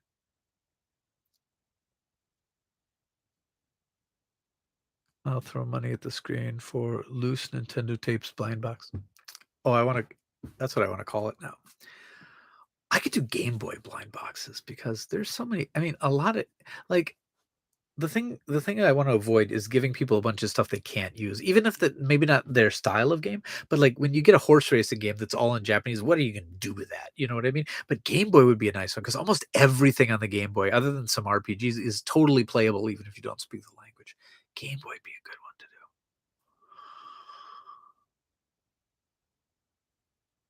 do. Yeah, you're right. Okay. Unofficial blind boxes are a thing. Don't tell anybody.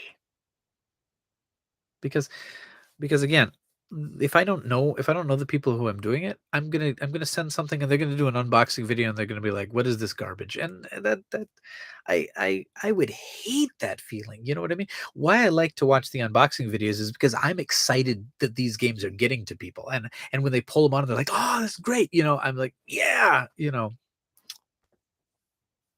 yeah. Do, do, do, do, do, do, do. DS, PSP blind box. Oh, I could definitely do DS and PSP blind box. There's such vast libraries, and they're still relatively cheap too. Yeah. Oh yeah. Okay. I like this. So anyway, if you're interested, just contact me. Contact me on the Discord or through Twitter or something. Um, because I don't want this to be don't want this to be a sales pitch.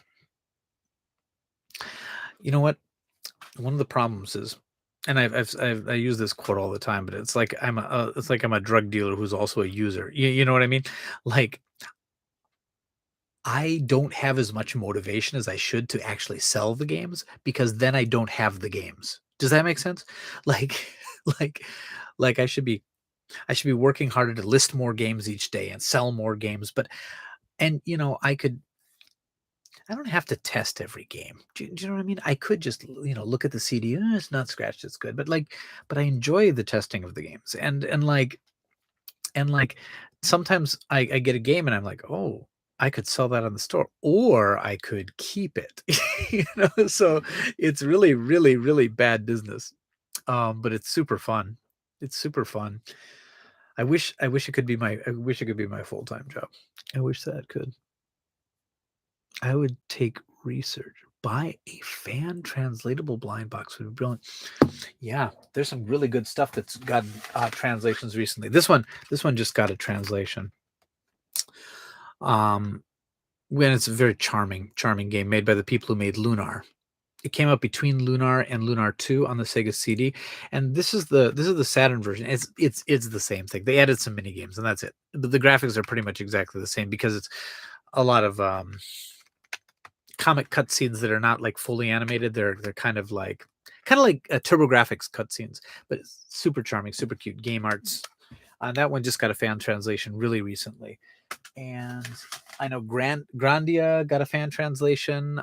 Police Knots got a fan translation. Like people have been Soccer Wars, of course. People have been going nuts with the Sega Saturn fan translations after pretty much none for a long time other than the Shining Force series. But recently there's I think there's like 30, 40 games translated right now. It's crazy. And I think I think the Polymega has a lot to do with that though. It's made a much easier way for people to apply these patches and things like that. Soccer Wars 2 translate. I'll tell you what though, if you really want to play Soccer Wars 2, you can play it the way I played it long before fan translations were out. There's some amazing guides on GameFAQs, which will take you through the story.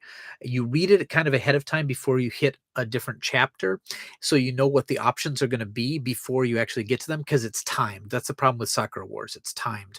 But you realize what the options are going to be, kind of choose the one you're going to do, and you can definitely follow the story out. And of course, once you understand the battle system, you don't need a translation there. The battle commands are always in the same order, so you can do the battle parts without anything like that, and you can still, the cutscenes are still really entertaining even if you don't speak the Japanese. Again, I played through all 4 Sakura Wars games before knowing really any Japanese. Sorry, the 4 original Saturn and Dreamcast ones. So they're totally doable. They're totally doable.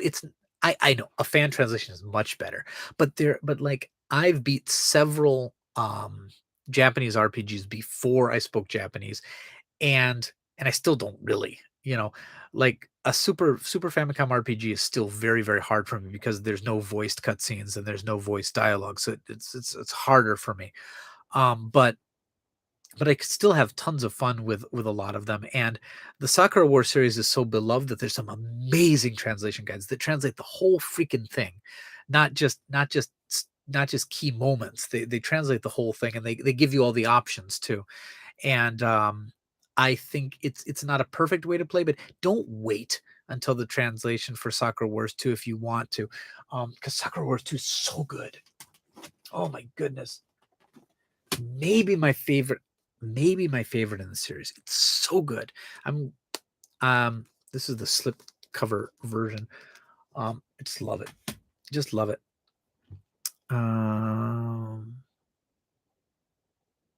Final Fantasy VII Super Famicom was the first Japanese game I played all the way through. Yeah.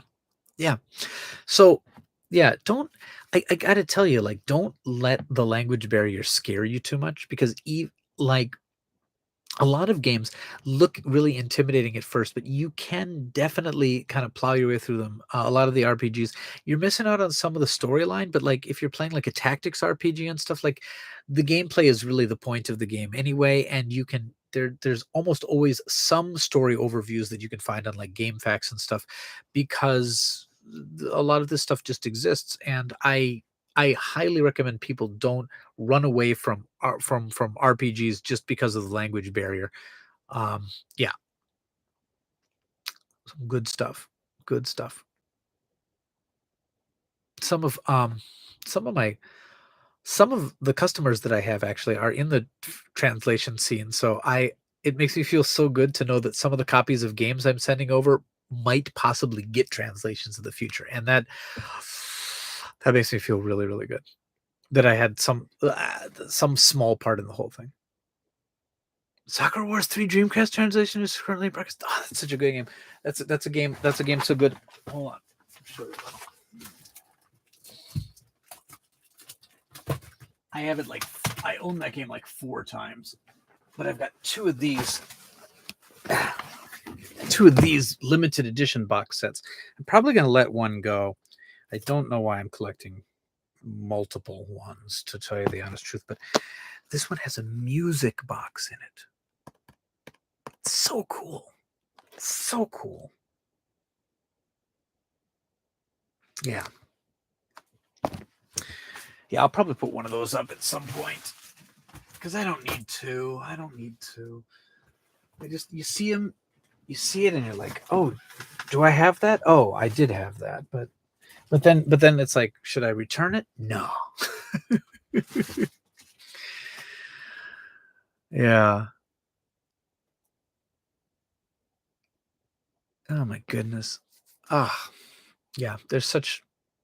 Speaking of Sakura Wars that you can play right now, one of the Sakura Wars games you can get real cheap right now, I wonder if I have it on my site, I don't know, is the Game Boy. The first game, the second one's really expensive, but the first Game Boy Sakura Wars, and there's a translation out right now, and you can apply that patch with like a Retron 5, or there's a million ways you can play a game, but pick up the cartridge because it's cool looking. But yeah, that game's been trying. It's not the best Sakura Wars game, but it's very interesting. It's very unique as a portable game, and it's really cool what they were able to do with it. And it also represents a Sega series it's one of the very first Sega games released for a non-Sega system. So that's very interesting. But yeah. Okay, I'm gonna actually leave right now. Oh my goodness. I'm sorry. I let the stream go really. I told myself I was going to do 90 minutes, and I am right now at a little over 3 hours. Sorry about that, guys. But thanks for sticking around. I appreciate that. The only one I have is the only one released in the West. So Long My Love on PS2. Well, I mean, the PS5 one was released in the West, but it's a very different type of game. This has been such a fun stream. Thank you very much. Again, don't have to don't want to drive the point in, but like, because I'm never gonna earn enough to make any money off YouTube. I don't have enough subscribers to even even do any of that right now. But I really like seeing you guys. So I'm not worried about numbers or anything, but you guys should subscribe at least. And just so when I have these streams, you can be here so I can see you. It's a very selfish of me.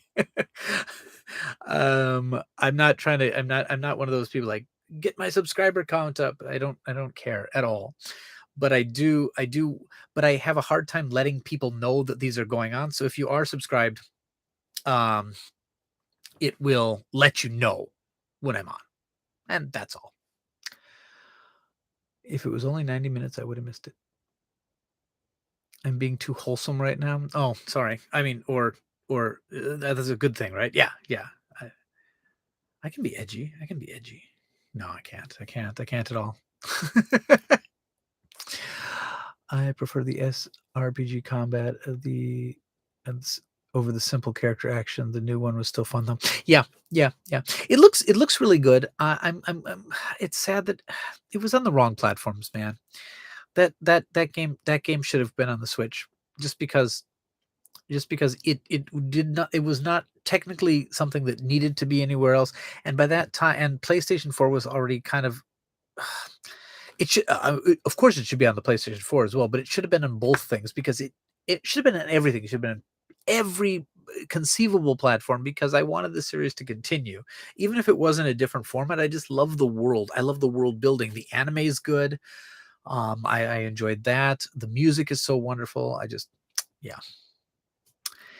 Anyway, it's really unfortunate that the series, that the game, yeah, the series is dead. Yeah. The game was very disappointing because it was the most expensive Sakura Wars game to make, and it sold on par with the cheapest Sakura Wars game to make. It sold basically on par with Sakura Wars 4 on Dreamcast, which was released after the Dreamcast was discontinued.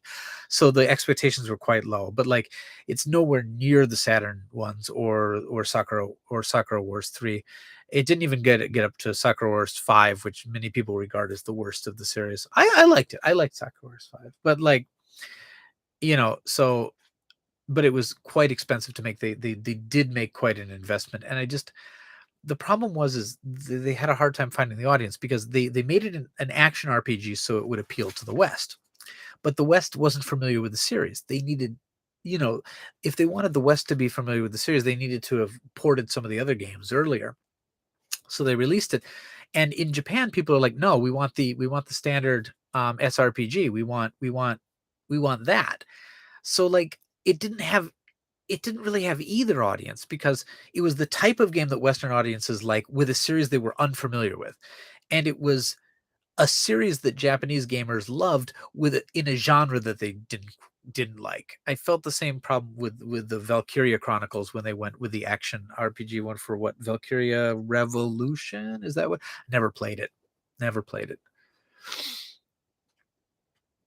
Yeah, they kind of did the original cast wrong. Now I know I don't want to spoil anything because I know there's things, but like in the first cutscene when they're like, and none of the original cast survived, and I'm like, I know you want to reboot, but that was a bit ham-fisted. I don't know. Yeah, I didn't like that. I'm not spoiling anything too much because that happens in the first minute of the game. Yeah. Man, I would kill for another Valkyria Chronicles too. I don't care what anybody says. 4 was a good game. Still need to play 3.